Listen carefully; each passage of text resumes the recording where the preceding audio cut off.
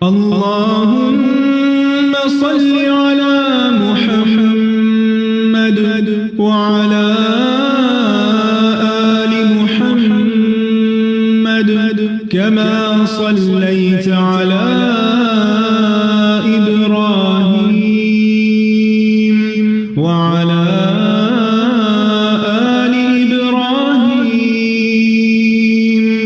إنك حميد مجيد. اللهم بارك على محمد وعلى آل محمد كما باركت على إبراهيم وعلى آل إبراهيم إنك حميد مجيد. اللهم صل على محمد وعلى آل محمد كما صليت على إبراهيم وعلى آل إبراهيم إنك حميد مجيد. اللهم بارك على محمد وعلى آل محمد كما باركت على إبراهيم وعلى آل إبراهيم إنك حميد مجيد. اللهم صل على محمد وعلى آل محمد كما صليت على إبراهيم وعلى آل إبراهيم إنك حميد مجيد. اللهم بارك على محمد وعلى آل محمد كما باركت على إبراهيم وعلى آل إبراهيم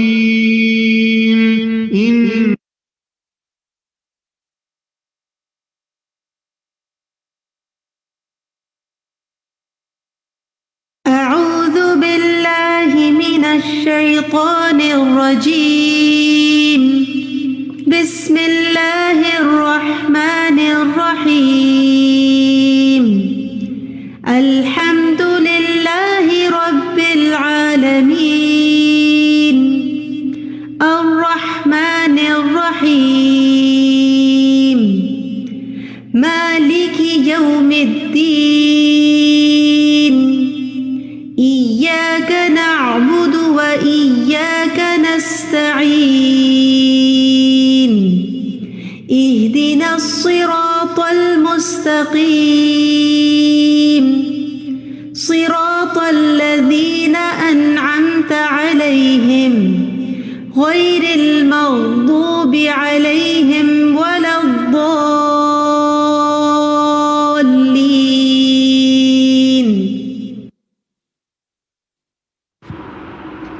السلام علیکم ورحمۃ اللہ وبرکاتہ.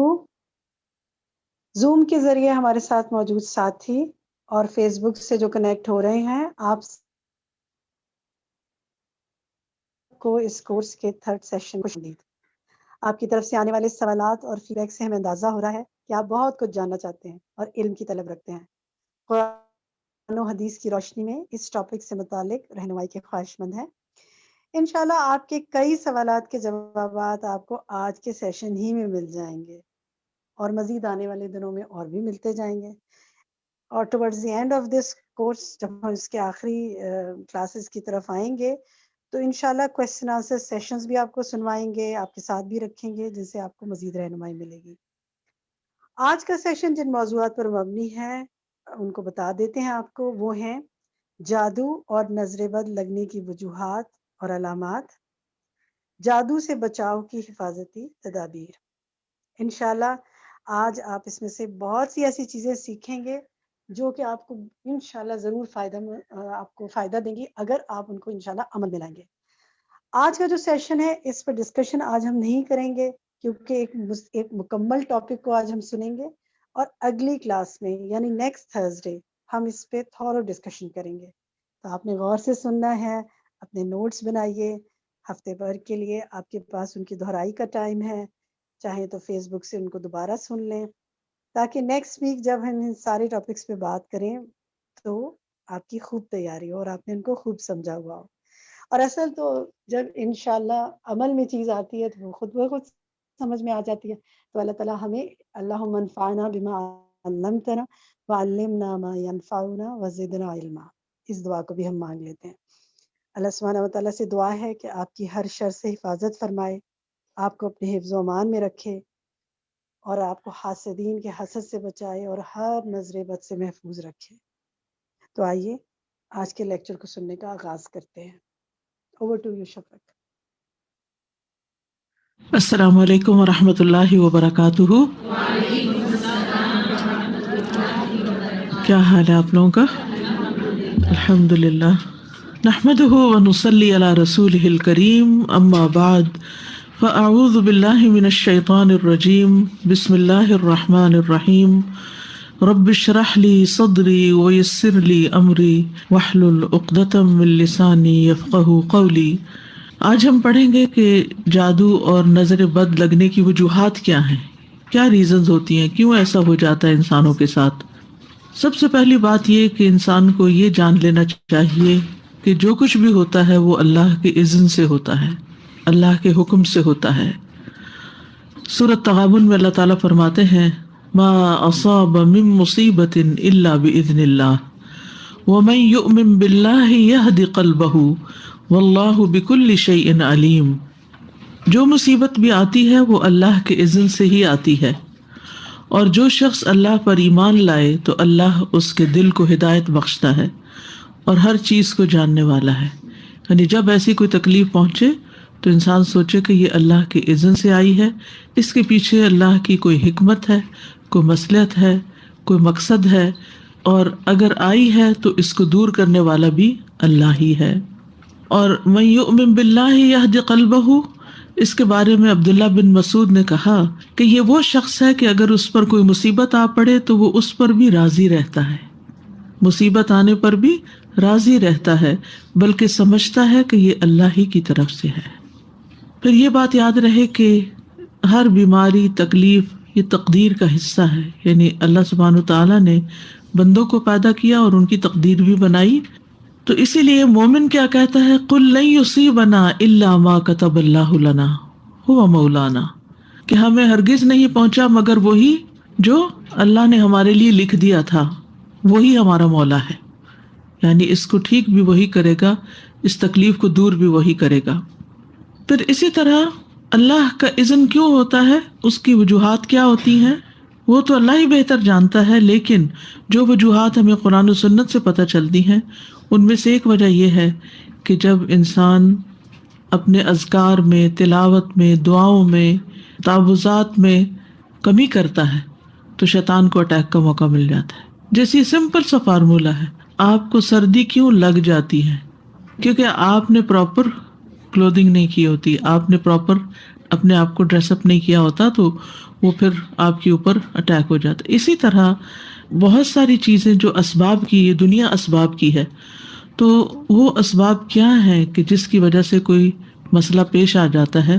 وہ ہم سب جانتے ہیں کہ اللہ سبحانہ تعالیٰ نے جتنی چیزیں دنیا میں بنائی ہیں ان سب کا کوئی نہ کوئی ایفیکٹ بھی ہے، ان کے اندر اثرات بھی ڈالے ہیں. تو وہ مخصوص اثرات ہوتے ہیں جو انسان کے اوپر عامل ہوتے ہیں. ابن القیم کہتے ہیں کہ نظر بد ایک قسم کے تیر ہوتے ہیں جو محسود کی طرف حاسد اور عین یعنی نظر لگانے والے کے نفس سے نکلتے ہیں. کبھی تو وہ ان کا نشانہ بن جاتا ہے، کبھی وہ خطا ہو جاتے ہیں، یعنی تیر ادھر ادھر ہو جاتے ہیں، اس بندے کو نہیں لگتے. پھر اگر یہ تیر اس کو ننگا پاتے ہیں تو اس پر کوئی بچاؤ کا سامان نہیں، یعنی اگر عبادات وغیرہ کی زرہ اس نے نہیں پہنی ہوئی تو اس پہ لگ جاتے ہیں. اور یہ کہ وہ صبح و شام کی اذکار کی حفاظت کرنے والا نہیں. تو جو شخص صبح و شام کی اذکار کی حفاظت کرے وہ اللہ کی پروٹیکشن میں ہوتا ہے، اور اس نے اپنے اوپر حفاظت کا لباس پہنا ہوا ہوتا ہے کہ کوئی تیر آئے بھی تو وہ بسم ہو جاتے ہیں، ختم ہو جاتے ہیں، اس کو نقصان نہیں دیتے. اسی طرح ایک اور وجہ یہ ہے کہ کوئی بھی مصیبت انسان پر امتحان اور آزمائش کے لیے آتی ہے، انسان کو دیکھنے کے لیے کہ وہ کرتا کیا ہے. اور پھر جادو اور نظر بد کی علامات کیا ہیں، کہاں سے پتہ چلے گا کہ یہ جادو ہے یا نظر بد ہے؟ تو قرآن و سنت کی روشنی میں ہم دیکھتے ہیں کہ مریض کے اوپر کس قسم کے اثرات ہوتے ہیں اور کیا علامات ہوتی ہیں. مثلاً جب انسان پر جادو ہوتا ہے یا اس کو نظر لگتی ہے تو وہ دیوانوں جیسی حرکتیں کرنے لگتا ہے، یعنی اچانک اس کے مزاج میں تبدیلی آ جاتی ہے. یعنی ایک اچھا بھلا چنگا بھلا انسان بھلا مانس گالی گلوچ پہ اتر آتا ہے، تو یہ دیوانگی ہے نا، پاگل پن ہے. ابو ذر رضی اللہ عنہ نبی صلی اللہ علیہ وسلم سے روایت کرتے ہیں کہ بے شک نظر بد آدمی کو اللہ کے حکم سے دیوانہ کر دیتی، یعنی اس پہ پاگل پن کے سے دوڑے پڑنے لگتے ہیں، مثلا چیخو پکار کرنے لگتا ہے، یا اور اسی طرح کی کچھ حرکات اس سے سر درد ہونے لگتی ہیں جو عام نارمل حالات میں نہیں ہوا کرتی. یعنی ویسے وہ انسان بالکل صحیح بہیو کرتا ہے. آپ نے دیکھا ہوگا کہ بعض لوگ اچھے بھلے بہت با اخلاق با حیا بہت اچھی شخصیت کے مالک ہوتے ہیں کہ یکایک ان کے اندر ایسی کیفیات پیدا ہو جاتی ہیں کہ جو ان کی ساری عقل چھین لیتی ہیں. پھر اسی طرح شدید بیماری کا اچانک شکار ہو جانا. عبداللہ بن عامر کہتے ہیں کہ عامر بن ربیعہ اور سہل بن حنیف دونوں غسل کرنے کے ارادے سے نکلے. وہ کوئی اوٹ تلاش کر رہے تھے کہ نہا سکیں. سہل نے اپنے اوپر سے اون کا جبہ اتارا. عامر کہتے ہیں جب میں نے اسے دیکھا تو اسے میری نظر لگ گئی. وہ پانی میں اتر کر نہانے لگ گیا. میں نے پانی میں اس کے بڑبڑانے کی آواز سنی تو میں اس کے پاس آیا، اسے 3 دفعہ آواز دی لیکن اس نے جواب نہیں دیا. پھر میں نبی صلی اللہ علیہ وسلم کے پاس آیا اور آپ صلی اللہ علیہ وسلم کو ساری بات بتائی. اس پر آپ صلی اللہ علیہ وسلم تشریف لائے اور پانی میں داخل ہو گئے. گویا کہ میں اب بھی آپ کی پنڈلیوں کی سفیدی دیکھ رہا ہوں. آپ نے اس کے سینے پر 3 دفعہ ہاتھ مارا اور پھر یہ دعا دی، اللہم اذہب عنہ حرہا وبردہا ووصبہا، اے اللہ اس کی گرمی اور سردی اور بیماری اور لاغری دور کر دے. پھر آپ صلی اللہ علیہ وسلم کھڑے ہوئے اور فرمایا جب کسی کو اپنے بھائی کا وجود یا کوئی مال پسند آئے، یعنی اس کی شکل اچھی لگ رہی ہے، جیسے دلہن وغیرہ کو دیکھتے ہیں، یا ویسے ہی کبھی کوئی شخص بہت ہی پیارا لگ رہا ہوتا ہے تو اس کے لیے برکت کی دعا کر دے، کیونکہ نظر لگ جانا برحق ہے. اب یہ خاص نظر کی دعا ہے، یہ آپ کو یاد ہونی چاہیے. اب بچہ مثلاً بہت رو رہا ہے، کوئی بھی ان یوزول سمٹمز ہیں اور آپ کو فیل ہو رہا ہے کہ اس کو کوئی اچانک ہی بیماری لگ گئی ہے، تو اس صورت میں یہ دعا بہت فائدہ مند ہے، کیونکہ یہ نبی صلی اللہ علیہ وسلم نے پڑھی ہے. اور نبی صلی اللہ علیہ وسلم کا کسی دعا کو پڑھنا جو ہے کوئی معمولی عمل نہیں ہے. آپ کہاں سے پڑھتے تھے؟ آپ کو جو کچھ ملتا تھا وہ وحی الہی سے ملتا تھا. اللہم اذہب عنہ حرہا وبردہا ووصبہا، اے اللہ اس سے دور کر دے اس کی گرمی، یعنی اگر نگاہوں کی گرمی اس کے اندر آئی ہے تو وہ دور کر دے، اور سردی اور بیماری اور لاغری. ووصبہا، وصب کہتے تھکاوٹ اور لاغری. پھر اسی طرح چہرے پر دھبے پڑنا، یہ بھی نظر لگنے کی علامت ہوتی ہے، چھائیاں وغیرہ پڑنا جو ہوتا ہے. پھر بچوں کا بلا وجہ روتے رہنا. عائشہ رضی اللہ تعالیٰ عنہا سے مروی ہے، وہ کہتی ہیں کہ ایک مرتبہ نبی صلی اللہ علیہ وسلم تشریف لائے تو ایک بچے کے رونے کی آواز سنی. آپ نے فرمایا تمہارا یہ بچہ کیوں رو رہا ہے؟ یعنی ایک ہوتا ہے نا تھوڑا بہت روئے، اب اس کو بہلائیں وہ بہل جاتا ہے، دودھ پلائیں پینے لگ جاتا ہے. لیکن ہو سکتا ہے کہ آپ میں سے جن لوگوں نے بچے پالے ہیں انہیں یاد ہوگا کوئی نہ کوئی ایسا واقعہ کہ بچے نے جو رونا شروع کیا، آپ دودھ پلا رہے ہیں تو دودھ نہیں پی رہا، کھڑے ہو رہے ہیں، لیٹ آ رہے ہیں، بہلا رہے ہیں، چنچنے جھنجھنے سب کام کر لیے، لیکن بچہ ہے کہ چپ ہی نہیں کر رہا. یعنی وہ ساری چیزیں جن سے وہ آسانی سے بہل جاتا ہے ان سے وہ بہل کے نہیں دے رہا. تو یہ بھی کس چیز کی علامت ہے؟ نظر کی. کیا دلیل ہے کہ یہ نظر کی علامت ہے؟ کیونکہ نبی صلی اللہ علیہ وسلم نے اس ماں کو جس کا بچہ روئے چلے جا رہا تھا اور چپ نہیں کر رہا، آپ نے فرمایا کیا تم نے اس کو نظر بد کا دم نہیں کرایا؟ تو ماؤں کو بچے پالنے کے لیے بہت ضروری ہے کہ یہ تعلیم دی جائے کہ اگر بچے میں ان یوزول سمٹمس ہوں تو پھر اس کے اوپر وہ خود دم کرے، کیونکہ کتنے دن کسی کے پاس لے جایا جا سکتا ہے اور کتنے دن کوئی ہماری خدمت کر سکتا ہے. تو اس سلسلے میں اس علم کا ہونا ضروری ہے. کسی کے بار بار بھی لگتی رہتی ہے، کیونکہ بعض اوقات ہوتا ہے ماں ہی کی لگ جاتی ہے، ماں ہی کو پیار بڑا آ جاتا ہے اپنے بچے پر، ہوتا ہے نا بعض اوقات دل کلکاریاں سے لینے لگتا ہے، تو وہ جو اندر ایک جوش جذبہ یا ایک جذبات پیدا ہوتے ہیں وہ بعض اوقات نکل کے پھر دوسرے کے اوپر جا کے پڑتے ہیں، تو وہ کمزور بچے کے اوپر اثر ہو جاتا ہے اس کا. تو پھر جب ماں کو ذرا سا بھی محسوس ہو کہ ایسا کچھ ہوا ہے، فوراً خود ہی دعا پڑے. میرا بیٹا بہت چھوٹی ایج سے الحمدللہ جماعت سے نماز کراتا تھا، تو اکثر ہم کئی بار اس کے بارے میں بات کرتے تھے. اب جیسے آپ نے کہا کہ ماں کی بھی لگ سکتی ہے، ہو سکتا ہے پتہ نہیں کس کی لگے.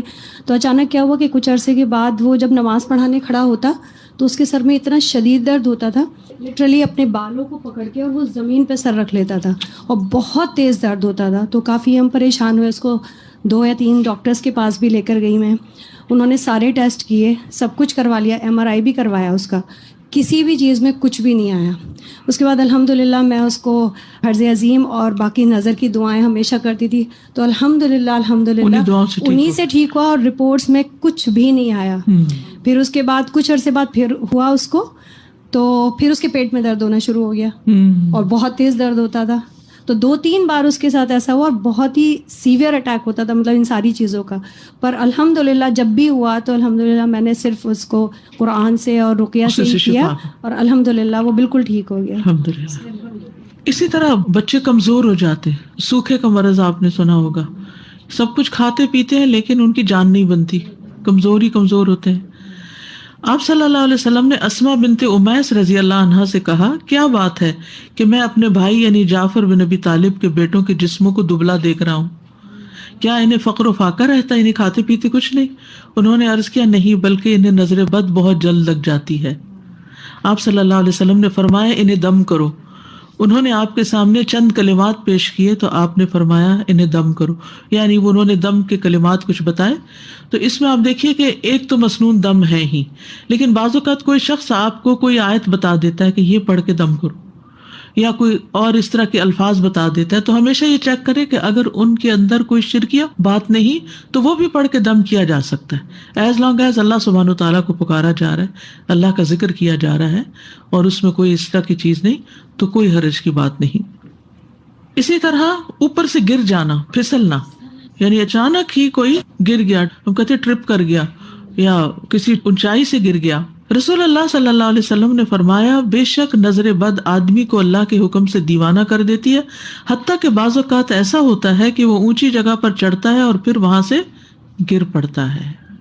ابن عباس رضی اللہ عنہ سے مروی ہے کہ نبی صلی اللہ علیہ وسلم نے فرمایا نظر کا لگ جانا برحق ہے اور یہ اوپر چڑھنے والے کو پسلا دیتی ہے. اسی طرح دیگر جسمانی علامات کیا کیا ہو سکتی ہیں؟ مثلاً بغیر کسی وجہ کے مزاج میں تبدیلی آ جانا. آپ ہر روز صبح آرام سے اٹھتے تھے، اپنے کام کاج میں لگ جاتے تھے، آپ کی روٹین تھی، ایک دن بھر کا ایک اسکیڈول تھا، لیکن آپ کے مزاج میں ایسی تبدیلی آ جاتی کہ کچھ کر ہی نہیں پاتے. تو بغیر اسباب کے مزاج میں تبدیلی آنے کی کچھ علامتیں ہیں، اگر وہ آپ کے اندر ہیں تو ان سے بھی ہوشیار رہیے. مثلاً سستی، گھبراہٹ، خاموشی اور تنہائی کی عادت، کہ لوگوں کو نہ فیس کر سکنا، کہ کسی سے مل نہیں سکتے، یعنی پیپل فوبیا، یعنی کوئی بھی سامنے آ جائے تو گھبراہٹ شروع ہو جائے کہ کب میری جان اس سے چھوٹے اور میں اپنے کمفرٹ زون کے اندر جا کے اپنی دنیا میں خوش رہوں. پھر ذہنی انتشار، یعنی کسی چیز پہ ذہن کا فوکس نہ ہونا، یعنی آپ پڑھنے بیٹھے ہیں تو آپ وہ لائنیں ادھر کی ادھر ہو جاتی ہیں، کچھ سمجھ ہی نہیں آتی کہ کیا پڑھا کیا نہیں پڑھا. بے چینی کی کیفیت، لیکن جگہ بدلتے ہی افاقہ ہونا. مزاج میں حد سے زیادہ چڑچڑاپن، چھوٹی چھوٹی بات پر ناراض ہو جانا، موڈ آف کر لینا، کسی کام میں دل نہ لگنا، کہیں ٹکنا ہی نہ، ایک کام ایک دن کیا پھر وہ چھوڑ دیا، پھر وہ شروع کیا پھر وہ چھوڑ دیا. نماز، روزہ اور دیگر عبادات سے دل اکتا جانا. کئی دفعہ کہتی ہیں نا مائیں، بچہ اتنی اچھی خود ہی سے نماز پڑھ لیتا تھا، پتہ نہیں کیا ہوا یہ کہ آپ نے کسی سے کہا ہوگا میرا بچہ تو خود ہی پڑھ لیتا ہے نماز، اور وہی سے کام خراب. سر کا دکھنا اور بغیر سبب کے اچانک جسم گرم ہو جانا، حرارت بڑھ جانا، دونوں یا کسی ایک کندھے میں درد ہونا جیسے کہ کوئی انگارہ ہو، یعنی ایک جگہ خاص طور پر جیسے کوئی ہیٹ نکل رہی ہو وہاں سے، بیک ایک نیچے کے حصے میں درد ہونا، یعنی جسم کے اچانک یہ جو یعنی بیک بون ہے اس کے نیچے درد، بالوں کا اچانک گرنا شروع ہو جانا، یعنی ایک تو ہوتا ہے نا کہ کسی بیماری کے بعد گرتے ہیں یا تھوڑے بہت تو ہر ایک کے گرتے ہیں، روز تو گرتے ہی ہیں، لیکن بعض اوقات ایسا بھی ہوتا ہے کہ جو گرنا شروع ہوتے ہیں تو وہ تھمنے کا نام نہیں لیتے۔ وزن کا اچانک کم ہو جانا، یعنی کھا پی رہے ہیں سب کچھ ٹھیک جا رہا ہے، کھانے کی خواہش کا ختم ہو جانا، بھوک نہ لگنا، فضا میں خنکی بھی ہو تو جسم کی حرارت بڑھ جانی، باہر ٹھنڈا ہے لیکن جسم گرم ہوئے چلا جا رہا ہے، اور اسی طرح باہر گرمی ہے اور جسم ٹھنڈا ہی ہوا چلے جا رہا ہے۔ چیز کو ذہن میں رکھنے، حفظ کرنے اور سمجھنے کی قدرت نہ ہونا، یعنی حفظ ہوتا ہی نہیں، کر کر کے پھر وہیں کے وہیں کھڑے ہیں۔ کثرت سے پسینے آنا اور ان کی بو تبدیل ہو جانا، یعنی ایک تو ہر انسان کی ایک ہوتا ہے نا اسمیل ہوتی ہے، لیکن ایک وہ بہت اسٹرانگ قسم کی شروع ہو گئی۔ جلد پر پھوڑے پھنسیوں کا خارش کا ظاہر ہونا یا چیونٹیوں کے رینگنے کا احساس ہونا جیسے کچھ چل رہا ہے جسم پر، نیند کا کم آنا اور زیادہ تر جاگنا، انسومنیا جس کو بولتے ہیں۔ بعض اوقات دورے کی کیفیت کے دوران گردن ٹیڑھی ہو جانا، ڈراؤنے خواب آنا، بیداری میں بھی چیخو پکار کی آوازیں سنائی دینا، علیحدگی اور تنہائی پسند کرنا، ذہنی پراگندگی، گھر والوں، دوست، رشتہ داروں سے معاملات بے سبب خراب ہونا، یعنی جس کے ساتھ یہ معاملہ کیا وہیں گڑبڑ ہو گئی، رونے کی خواہش کرنا یا ہمیشہ روتے ہی جانا، یعنی رونے کو ہی بہت دل چاہتا ہے۔ تو یہ عوارض جو ہیں یہ بیماریاں ہیں اور بیماریوں کی علامات ہیں، ان میں نفسیاتی، روحانی، جسمانی سبھی اکٹھے ہو سکتے ہیں، یعنی جسمانی بھی، روحانی، نفسیاتی، یہ سارے مل بھی جاتے ہیں بعض اوقات۔ جیسے اگر بنیادی بات آپ یاد رکھیں نا کہ کبھی جسم میں تکلیف شروع ہوتی ہے اور وہ روح پہ جا پڑتی ہے اور وہ روحانی بیماری بن جاتی ہے، اور کبھی روح پر کوئی چیز آتی ہے اور وہ جسم کی طرح منتقل ہو کے جسمانی دردیں جو ہیں یہ جسمانی تکلیف ہے لیکن سبب روحانی ہے۔ اسی طرح کچھ غیر معمولی علامات نظر آنا، ٹھیک ہے، ان میں خون کے چھینٹے گرنا، طے شدہ کپڑوں کو کٹا ہوا پانا، خاوند یا بیوی کو ایک دوسرے میں کشش ختم ہو جانا، ینگ ہے، جوان ہے، لیکن یہ نارملٹی ہے نا کہ ہسبینڈ کو وائف کی ضرورت ہی نہ رہے۔ پھر اسی طرح آپس میں بلا وجہ شکوک و شبہات پیدا ہو جانا، ایک دوسرے کا ٹرسٹ ختم ہو جانا، خاوند یا بیوی کو ایک دوسرے کی شکل بدصورت دکھائی دینا۔ تیسری بات، مال سے متعلق کچھ علامتیں، مال میں برکت نہ ہونا، اچانک نقصان ہونا، جسے نظر لگی ہوئی ہو وہ کام سے نفرت کرتا ہے، باوجود قدرت ہونے کے رزق تلاش کرنے سے روگردانی کرتا ہے، یہ کوشش ہی نہیں کرتا، لوگوں پر تہمت لگانا کہ لوگ مجھے گھورتے ہیں اور لوگوں کی وجہ سے میں ناکام ہوں، یعنی دوسرے لوگوں کو بلیم کرتے رہنا، یہ بھی ایک نارمل رویہ نہیں ہوتا نا۔ انسان اپنے نقصان یا اپنے ناکامی کی ریزن صرف دوسروں کو دے کے مطمئن نہیں ہو سکتا، اس کو خود بھی رسپانسبلٹی لینی چاہیے، لیکن وہ شخص کنونسڈ ہوتا ہے کہ نہیں، دوسروں کی وجہ سے ہی میں ناکام ہوں، میرا اپنا کوئی قصور نہیں۔ تو اب اس کے لیے حفاظتی تدابیر کچھ بتائی جائیں گی، علاج بتایا جائے گا کہ آپ کیا کیا کر سکتے ہیں۔ جس طرح بیماریوں سے بچنے کے لیے احتیاط کی جاتی ہے، پرہیز کیا جاتا ہے، اور کہتے ہیں نا پرہیز علاج سے بہتر ہے، تو پرہیز کرنا جو ہے وہ ضروری ہے نظر بد اور جادو وغیرہ سے بچنے کے لیے۔ حفاظتی تدابیر جادو اور دیگر شرور سے بچنے کا ذریعہ ہے، اور جادو واقع ہونے کے بعد اس کا علاج بھی ہے، یعنی دونوں چیزیں ہیں، اگر تکلیف نہیں آئی اور پہلے پڑھ رہے ہیں تو بچاؤ ہوگا اور اس کے بعد وہ علاج ہو جائے گا۔ سب سے پہلے تو یہ ہے کہ اخلاص اور اتباع۔ اخلاص کا کیا مطلب ہے کہ اللہ کا بندہ بن جانا، توحید کو پکا کرنا، کیونکہ اللہ سبحانہ تعالیٰ نے فرمایا انہ لیس لہ سلطان علی الذین آمنوا وعلی ربہم یتوکلون، شیطان کا بس زور چلتا ہی نہیں ان پر جو ایمان لاتے ہیں اور اپنے رب پہ توکل کرتے ہیں۔ جو رب پہ توکل کرتے ہیں تو شیطان ان سے ہار جاتا ہے۔ انما سلطانہ علی الذین یتولونہ والذین ھم بہ مشرکون، اس کا زور تو ان پہ چلتا ہے جو اسے اپنا سرپرست بناتے ہیں اور ایسے ہی لوگ اللہ کے ساتھ شریک بناتے ہیں۔ پھر اسی طرح اللہ کے مخلص بندے بننا. شیطان نے خود کہا تھا قال رب بما اغویتنی لازینن لهم فی الارض ولاغوینہم اجمعین الا عبادک منہم المخلصین. اس نے کہا اے میرے رب چونکہ تو نے مجھے گمراہ کیا میں ضرور ہی ان کے لیے زمین میں مزین کروں گا اور ہر صورت میں ان سب کو گمراہ کر دوں گا مگر ان میں سے تیرے وہ بندے جو خالص کیے ہوئے ہیں ان پہ میرا زور نہیں چلے گا. فرمایا یہ راستہ ہے جو مجھ تک سیدھا ہے، بے شک میرے بندے تیرا ان پر کوئی غلبہ نہیں مگر جو گمراہوں میں سے تیرے پیچھے چلے. تو شیطان کی پیروی سے یا شیطان کے بتائے ہوئے راستوں پہ چلنے سے شیطان کا انسان پہ غالب آنا آسان ہوتا ہے. پھر اسی طرح یہ ہے کہ زندگی کے راستوں پر شیطان بیٹھا ہوا ہے نا، اور وہ دعوت دیتا ہے ادھر آ جاؤ ادھر آ جاؤ. تو اس پر کیا کرنا چاہیے؟ اللہ کے راستے کی پیروی کرنی چاہیے. جیسے کہ حدیث میں بھی آتا ہے نا کہ آپ صلی اللہ علیہ وسلم نے یہی آیت تلاوت فرمائی ایک موقع پہ، دائیں بائیں کچھ لکیریں کھینچ کر بتایا کہ مختلف راستے ہیں جن میں سے ہر راستے پر شیطان بیٹھا ہے اور اس پہ چلنے کی دعوت دیتا ہے. کوئی بھی کام آپ کرنے لگتے ہیں تو اس میں دونوں ہی چیزیں ہوتی ہیں، اچھا راستہ اور اچھا طریقہ بھی ہوتا ہے اور برا راستہ اور برا طریقہ بھی ہوتا ہے.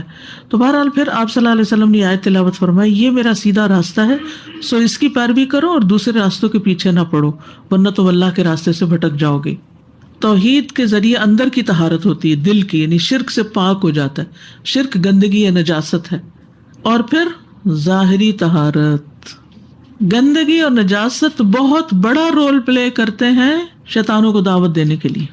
کسی بھی گھر میں شیطانوں کا مسکن ٹوائلٹ کے اندر ہوتا ہے، گندگی پسند کرتے ہیں. تو اگر ان سے بچنا ہے تو پاک صاف رہنے کی عادت ڈالیے نجاستوں سے، اور بچوں کو بھی پاک صاف رکھیے. اب آپ دیکھیے کہ حال کیا ہو گیا ہے، ایک نیپی لگتی ہے اور اس میں وہ پتہ نہیں کتنی بار پیشاب کرتے ہیں اور وہ نجاست ان کے ساتھ لگی ہی رہتی ہے. بعض اوقات پوٹی بھی کر دیتے ہیں اور مائیں اپنے کاموں میں لگی رہتی ہیں، ہوتی نہیں ہے اور وہ گندگی میں لتھڑے رہتے ہیں. ایک تو ان کو صاف رہنے کی عادت ہی نہیں ہوتی. بڑے بڑے بچے ہو جاتے ہیں ٹوائلٹ ٹرین نہیں ہوتے. یہ ماؤں کا کتنا بڑا ظلم ہے بچوں کے اوپر نا، کہ اپنی سہولت کے لیے انہوں نے بچوں کی زندگیاں خراب کر دی. پھر جو ہی بڑے ہوتے ہیں تو وہ ماں باپ کی بات نہیں مانتے تو پھر اس پہ وہ ناراض ہوتے ہیں کہ بچے بات نہیں سنتے. ہم نے بچوں کی کیا خدمت کی، ان کو گندگیوں میں پالا اور مسلسل گندگی میں رکھا، تو بچپن سے ہی انہیں شیطانوں کے گھیرے میں دے دیا. یعنی ان کا ٹوائلٹ ان کے ساتھ ہی لگا ہوا ہے. تو ٹھیک ہے، میں نہیں کہتی کہ آپ نیپی اتار دیں یا نیپی کے بغیر ہی سب کچھ چلے گا، لیکن اس کو بھی مینٹین کریں، سارا وقت نہ لگائیں. بچے کو کھلا رکھ کر بھی اسے ٹوائلٹ ٹرین کرنے کی رسپانسبلٹی لیں. صرف اپنے آرام کو نہ دیکھیں اور صرف موبائل کے ساتھ ہی نہ کھیلتے رہیں، بچے کے ساتھ بھی کھیلنا سیکھیں. تو طہارت اور صفائی جو ہے یہ شیطانوں کو بھگاتی ہے اور گندگی شیطانوں کو لاتی ہے. تو جادو کے اثر سے بھی بچنے کے لیے بہت ضروری ہے کہ انسان اپنے آپ کو پاک صاف رکھے. اب دیکھیے کہ بعض لوگ دنوں نہیں نہاتے، بعض لوگ کپڑے بدلتے نہیں یا بدلتے ہوئے اپنے پسینے کو صاف نہیں کرتے اور ان سے اتنی وحشت ناک بو آتی ہے کہ انسان کا دماغ چکرانے لگتا ہے. یہ شیطانوں کو اٹریکٹ کرنے، بیماریوں کو دعوت دینے کا بہت بڑا ذریعہ ہے. ٹھیک ہے انسان کو اپنے جسم کی بو سے نفرت نہیں ہوتی اور وہ اس کو اگنور کر دیتا ہے، لیکن یہ بھی تو سوچنا چاہیے نا وہ دوسروں کے لیے کتنی اذیت کا باعث ہے. پھر انڈر آرم انڈر لیگ صفائی نہ کرنا، اور وہ جو بال بڑھ جاتے ہیں وہ گندگی کو اپنے اندر جمع کر کے رکھتے ہیں. اس میں اگر آپ ڈیوڈرنٹ لگا بھی لیں تو وہ اندر کی اسمیل نہیں جاتی. تو اس کی بھی کوئی روٹین سیٹ کرنی چاہیے کہ ویکلی 2 ہفتوں کے بعد، مہینے کے اندر، کیونکہ 40 ڈیز سے اوپر تو آپ جا ہی نہیں سکتے. اسی طرح ناخنوں کی صفائی، ناخنوں کو کاٹ کے رکھنا، منہ کی صفائی، کپڑوں کی صفائی، گھر کی صفائی، ٹوائلٹس کی صفائی، ان ساری چیزوں کی صفائی کو مینٹین رکھنا جو ہے وہ بہت ضروری ہے. پھر اسی طرح آپ دیکھیے کہ نبی صلی اللہ علیہ وسلم نے ایک موقع پہ فرمایا کہ شیطان تم میں سے ہر آدمی کی گردن پر جب وہ سو جاتا ہے 3 گرہیں لگاتا ہے، ہر ایک گرہ پر پھونک مارتا ہے کہ ابھی رات بڑی لمبی ہے. وہ سو جاتا ہے، ٹھیک ہے. تو جب وہ بیدار ہوتا ہے اور اللہ کا ذکر کرتا ہے، اٹھتے ہی کیا پڑھتا ہے؟ آنکھیں ملتے ہوئے الحمدللہ الذی احیانا بعد ما اماتنا والیہ النشور. تو ایک گرہ کھل جاتی. وضو کرتا ہے، دوسری کھل جاتی. نماز پڑھتا ہے، ساری گرہیں کھل جاتی. شیطان کے بندھن سے آزاد ہو جاتا ہے. اور یہ ہر رات ہوتا ہے، ہر رات ہوتا ہے کہ یہ گریں لگتی ہیں. تو اب جو لوگ نماز ہی نہیں پڑھتے، صبح اٹھ کے وضو ہی نہیں کرتے، تو پھر کتنی گروں کا شکار ہو جائیں گے، کیسے کیسے شیطان جکڑیں گے ان کو، کس طرح.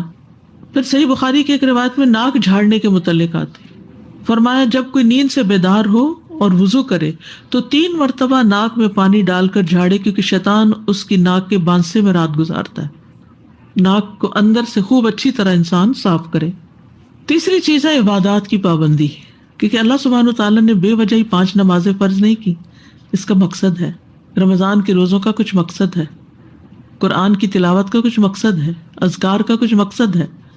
حدیث میں آتا ہے نبی صلی اللہ علیہ وسلم نے ابن عباس سے فرمایا تھا، احفظ اللہ یحفظک، احفظ اللہ تجدہ تجاہک. اللہ کی حفاظت کرو، یعنی اللہ کے احکامات کی حفاظت کرو، اللہ تمہاری حفاظت کرے گا. تو اللہ تعالیٰ کے احکامات کی حفاظت کیا ہے؟ اس کے حکم ماننا، نماز پڑھنا، جس فرض کو ادا کرنے کا اس نے حکم دیا ہے اس کو ادا کرنا. اللہ کی حفاظت کرو تم اسے اپنے سامنے پاؤ گے. نبی صلی اللہ علیہ وسلم نے فرمایا جان بوجھ کر فرض نماز مت چھوڑا کرو، اس لیے کہ جو شخص جان بوجھ کے چھوڑ دیتا ہے اس سے اللہ کی ذمہ داری ختم ہو جاتی ہے، وہ اپنے آپ کو خود پیش کر دیتا ہے پھر مسائل کے لیے.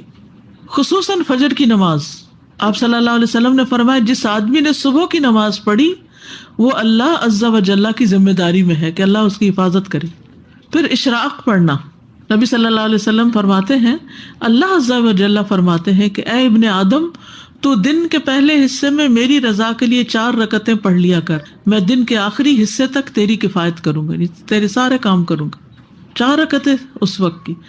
میں سمجھتی ہوں کہ وہ بہت رش کا وقت ہوتا ہے، اور بچوں کو تیار، خصوصاً جن کے چھوٹے بچے ہوتے ہیں یا ڈیوٹی پہ جانے والے گھر کے لوگ ہوتے ہیں، ان کے لیے ناشتہ تیار کرنا، لنچ تیار کرنا، بہت سی چیزیں چل رہی ہوتی ہیں. لیکن انسان اگر دیکھے تو 6-7 منٹ ہی لگتے ہیں، چلے زیادہ زیادہ 8 منٹ، 2 منٹ میں 1 رکعت، تو 4 منٹ میں 2 رکعتیں کر کے 8 سے 10 سے تو اوپر لگتے ہی نہیں.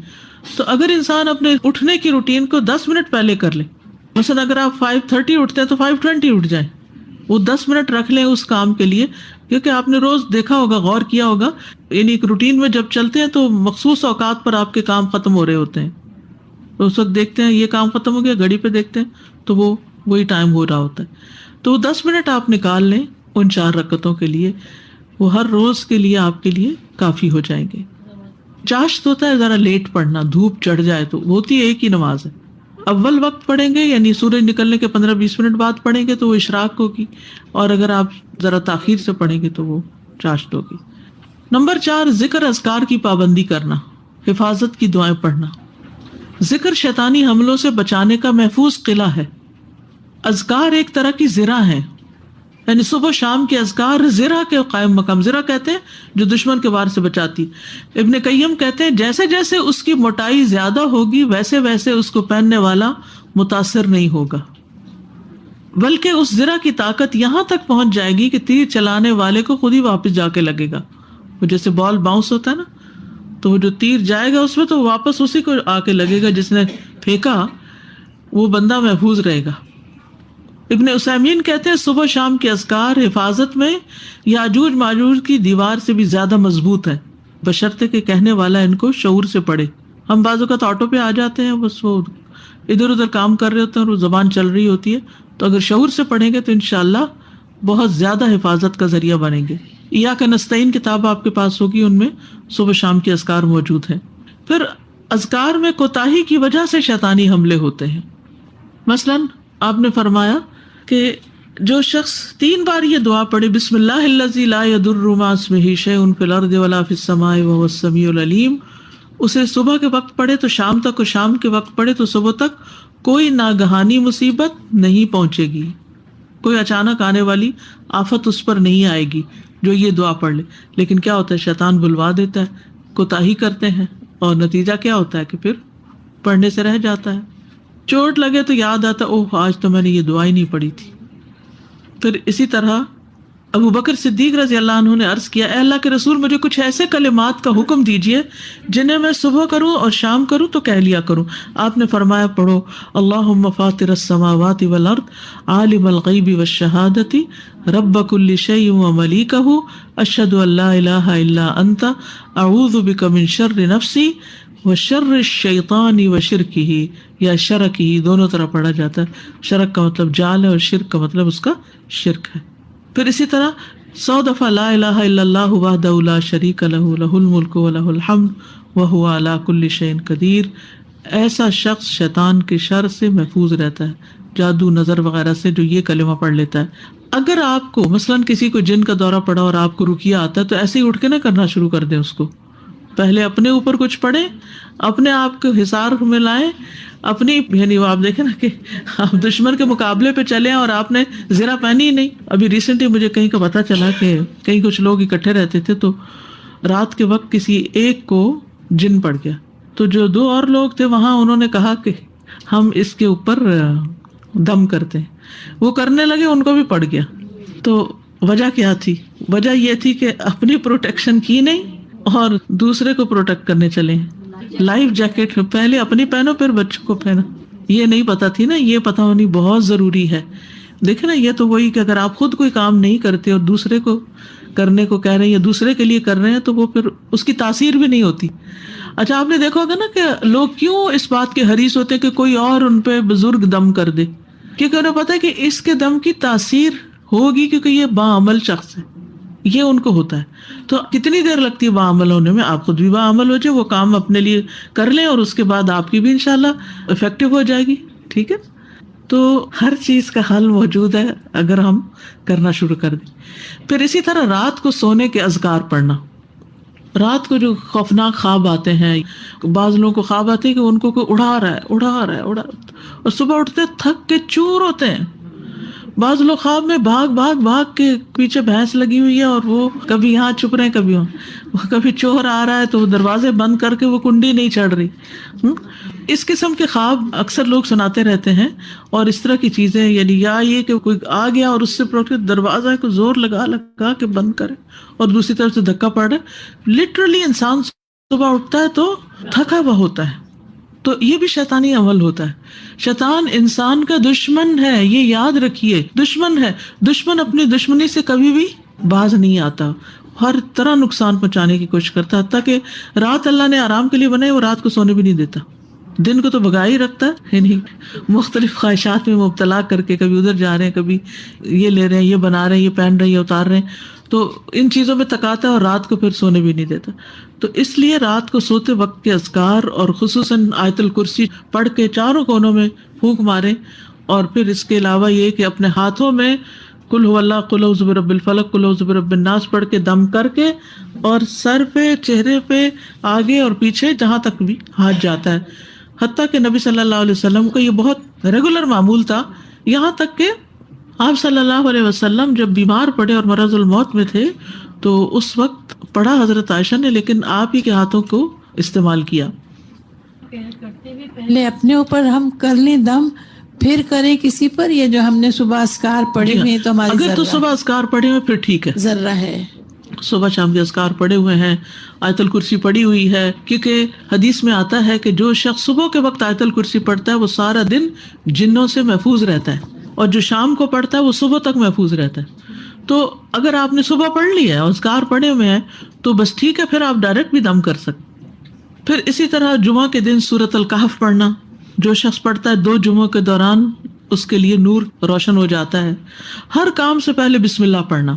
رسول اللہ صلی اللہ علیہ وسلم نے فرمایا، جب آدمی اپنے گھر میں داخل ہوتا ہے تو وہ داخل ہوتے وقت اور کھانا کھانے کے وقت اللہ کا نام لیتا ہے تو شیطان کہتا ہے آج تمہارے لیے اس گھر میں نہ رات گزارنے کی جگہ ہے اور نہ شام کا کھانا ہے، اور جب وہ داخل ہوتے وقت اللہ کا نام نہیں لیتا تو شیطان کہتا ہے تم نے رات گزارنے کی جگہ پالی، اور جب وہ کھانا کھاتے وقت اللہ کا نام نہیں لیتا تو شیطان کہتا ہے کہ تم نے رات گزارنے کی جگہ اور شام کا کھانا بھی پا لیا، یعنی وہ ہمارے کھانے میں بھی شریک ہوتا ہے۔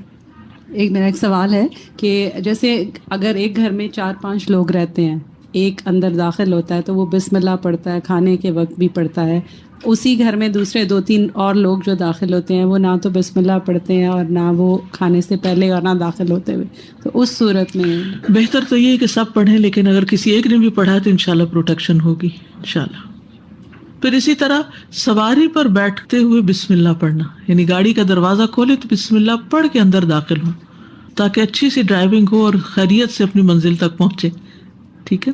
پھر اسی طرح حدیث میں آتا ہے، ابو لاس خزائی کہتے ہیں نبی صلی اللہ علیہ وسلم نے ہمیں حج کے موقع پر صدقہ کے اونٹوں میں سے ایک اونٹ سواری کے لیے دیا۔ ہم نے عرض کیا یا رسول اللہ، شاید یہ کمزوری کی وجہ سے ہمارا بوجھ نہ اٹھا سکے۔ نبی صلی اللہ علیہ وسلم نے فرمایا، ہر اونٹ کے کوہان پر ایک شیطان ہوتا ہے، ہر اونٹ کے کوہان پر ایک شیطان ہوتا ہے، جب تم اس پر سوار ہونے لگو تو اللہ کا نام لے کر سوار ہو جیسا کہ تمہیں حکم دیا گیا ہے، پھر اسے اپنے قابو میں کر لو، اللہ تعالیٰ اسے سواری کے قابل بنا دے گا، یعنی اس کا شر دور ہو جائے گا۔ اس زمانے میں ظاہر گاڑی تو نہیں تھی، لیکن سواری اگر ہم اس کو لیں تو دیکھیں سواری کا بھی شر ہوتا ہے نا، کبھی راستے میں رک جائے اور کئی مسائل ہو سکتے ہیں، تو اس میں بھی بسم اللہ پڑھ کر داخل ہوں۔ پھر اسی طرح شوہر بیوی کا جو تعلق ہوتا ہے اس میں بھی دعا پڑھنی چاہیے، اور وہ دعا ہے بسم اللہ اللہم جنبنا الشیطان وجنب الشیطان ما رزقتنا۔ کتنی خوبصورت دعا ہے، اے اللہ ہمیں شیطان سے بچا، ہماری محبتیں قائم رکھ، کیونکہ شیطان جو ہے وہ فزیکلی بھی میاں بیوی کو ایک دوسرے سے دور کر دیتا ہے بدگمانیاں ڈال ڈال کے۔ تو اس خاص تعلق کے وقت جب میاں بیوی ایک دوسرے سے بہت خوش ہو رہے ہوں تو بھی کیا دعا سکھائی گئی کہ اللہ ہمیں شیطان سے بچا، اور شیطان کو اس چیز سے دور رکھ جو ہمیں تو عطا کرے، یعنی ہمارا اگر اس سے بچہ پیدا ہو تو اس بچے کو بھی شیطان سے محفوظ رکھ۔ یہ دین کے سوا کوئی اتنی دور تک نہ سوچ سکتا اور نہ ہی اتنی پروٹیکشن آپ کو کوئی دے سکتا ہے۔ تو حدیث میں آتا ہے یہ دعا پڑھنے کے بعد میاں بیوی کو جو اولاد ملے گی اسے شیطان نقصان نہیں پہنچا سکتا۔ تب آپ دیکھیے انسان کی حفاظت تو پیدائش سے پہلے شروع ہو جاتی ہے، تو یہ بھی بہت ضروری ہے۔ لیکن عموماً لوگ ٹوائلٹ جاتے ہوئے ہم بستری سے پہلے دعائیں پڑھنا بھول جاتے ہیں، یا پھر یہ کہ یاد ہی نہیں ہوتی، یا اس کا اہتمام ہی نہیں کرتے، یا پتہ ہی نہیں، معلوم ہی نہیں۔ ہم شادی کی تیاریاں مہینوں کرتے ہیں، جان مال کھپاتے ہیں اس پر، لیکن یہ علم نہیں دیتے بچوں کو شادی سے پہلے کہ جو ان کے لیے پروٹیکشن کا باعث ہو۔ اب ان کے پاس سب کچھ ہوتا ہے، گھر بھی ہوتا ہے، گاڑی بھی ہوتی ہے، سب کچھ ہوتا ہے، لیکن سکون نہیں ہوتا۔ تو کسی اور کا قصور نہیں، اپنا ہی قصور ہے کہ اللہ سے مدد نہیں مانگی۔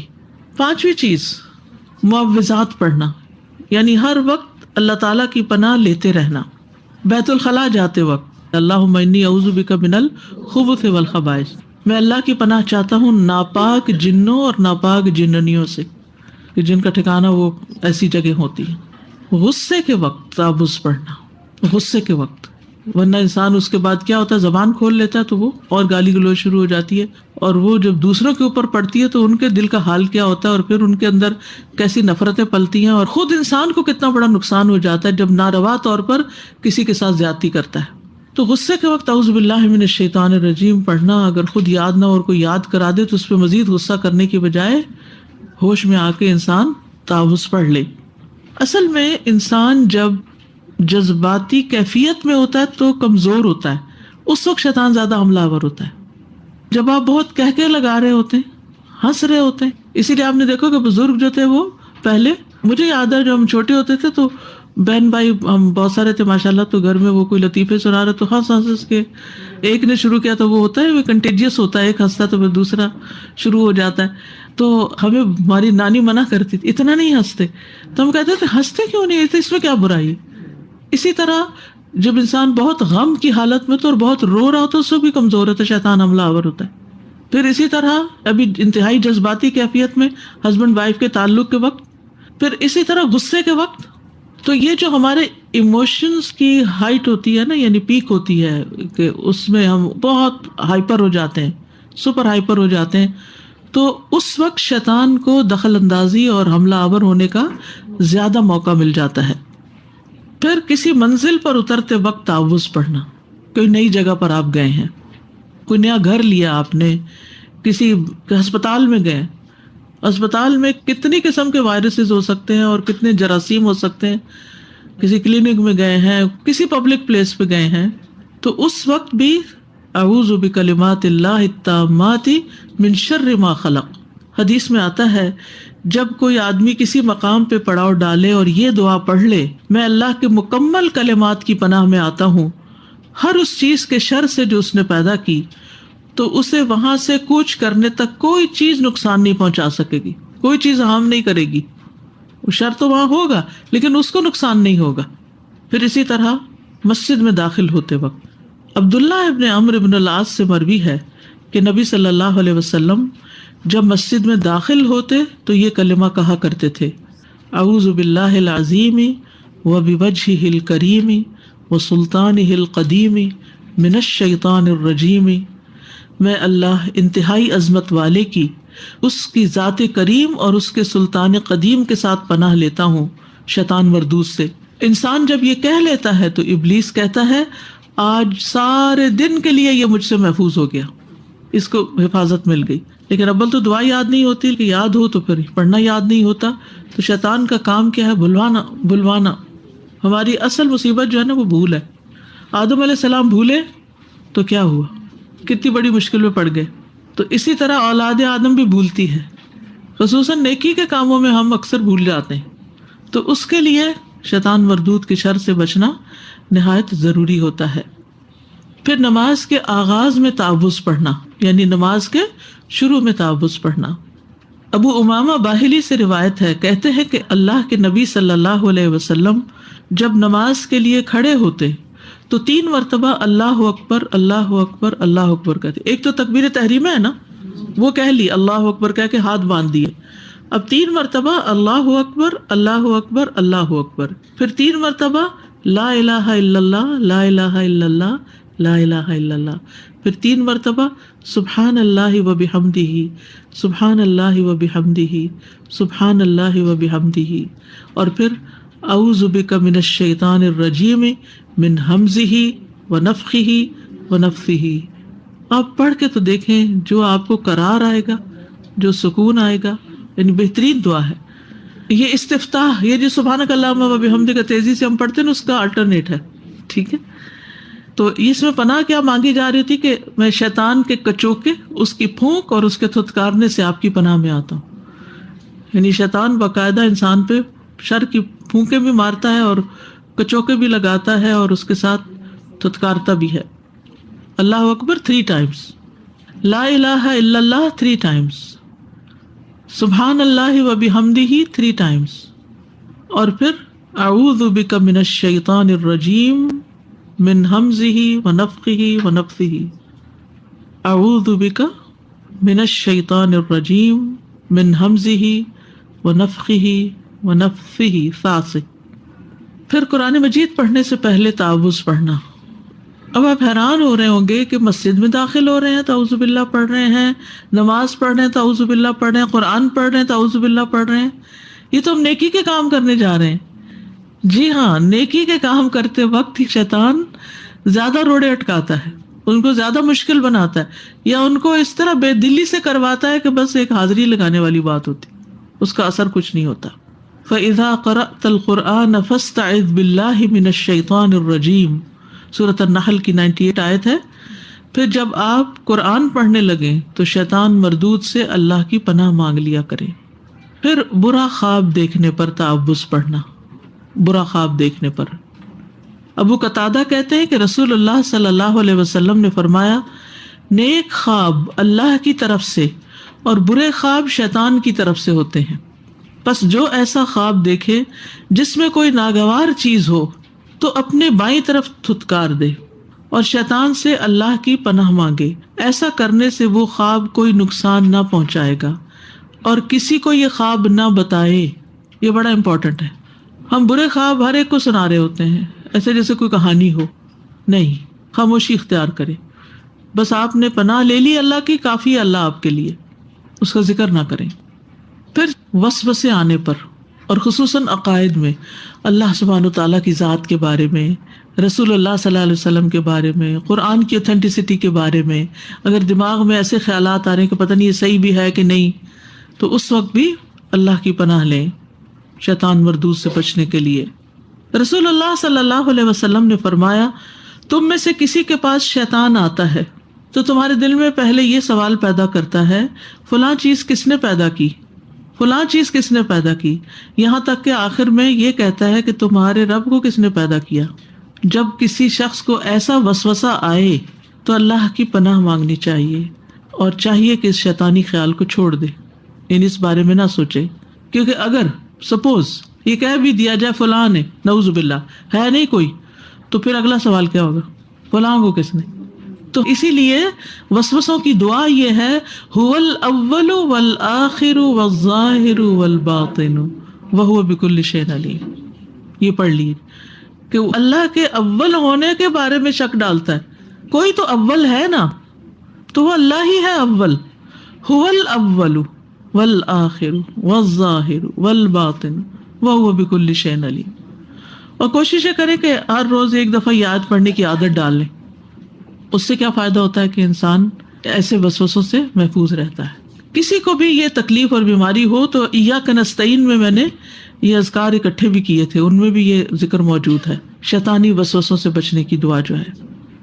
پھر اسی طرح اگر کوئی بھی کسی اور اچھی چیز کے بارے میں، کسی انسان کے بارے میں بلا وجہ، اکثر یہ ہوتا ہے کہ ہسبینڈ وائف کو ایک دوسرے کے بارے میں برے برے وسوسے آنے لگتے ہیں، بچوں کے فیوچر کے بارے میں شیطان اتنے برے برے خیال بعض اوقات دل میں ڈالتا ہے کہ انسان ہول ہی کھاتا رہ جاتا ہے، اور اس کا نقصان کیا ہوتا ہے کہ پھر انسان اپنی لائف کو بھی انجوائے نہیں کر سکتا اور بے وجہ غمگین رہتا ہے، یعنی اس چیز کے بارے میں غم ہے جس کا آپ کے پاس کوئی علاج ہی نہیں، جس کو آپ نے دیکھا ہی نہیں، جس کا کوئی وجود ہی نہیں، فیوچر کا اس وقت تو کوئی وجود نہیں نا، تو ہم کیوں ڈر رہے ہیں اس سے، کل کس نے دیکھا؟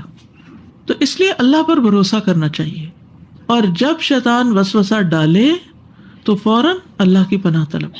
وَإِمَّا يَنزَغَنَّكَ مِنَ الشَّيْطَانِ نَزْغٌ فَاسْتَعِذْ بِاللَّهِ، کسی بھی موقع پر جہاں بھی شیطان آپ کو اکسائے، اور کئی دفعہ آپ نے دیکھا ہوگا کہ آپ مثلاً بیٹھے ہیں نا، تو کوئی ایسا خیال آ جاتا ہے آپ کو، پھر آپ بیٹھے ہی رہتے ہیں اور گہری سوچ میں چلے جاتے ہیں، یہ ایسے ہوگا تو پھر یہ ہوگا تو پھر یہ ہوگا تو پھر کیا ہوگا، اور انتہائی غمگین کر کے اٹھتے۔ یہ شیطان کا دلچسپ مشغلہ ہے کہ آپ کو غمگین کرے، کیونکہ غم انسان کو کمزور کر دیتا ہے، غم انسان کو وقت سے پہلے بوڑھا کر دیتا ہے، غم انسان کی زندگی کا وقت ضائع کر دیتا ہے، تو غم سے چھٹکارا پانا بے حد ضروری ہے۔ تو فوراً اعوذ باللہ من الشیطان الرجیم کی تسبیح پڑھنا شروع کر دیں، اعوذ بکلمات اللہ التامات من شر ما خلق۔ اچھا، اب مثلاً بچوں کی شادی نہیں ہوتی نا، تو ہم سوچتے بار بار منفی خیال، اس کی تو ہونی نہیں، اس کی تو ہونی نہیں، بھئی کس نے دیکھا نہیں ہونی؟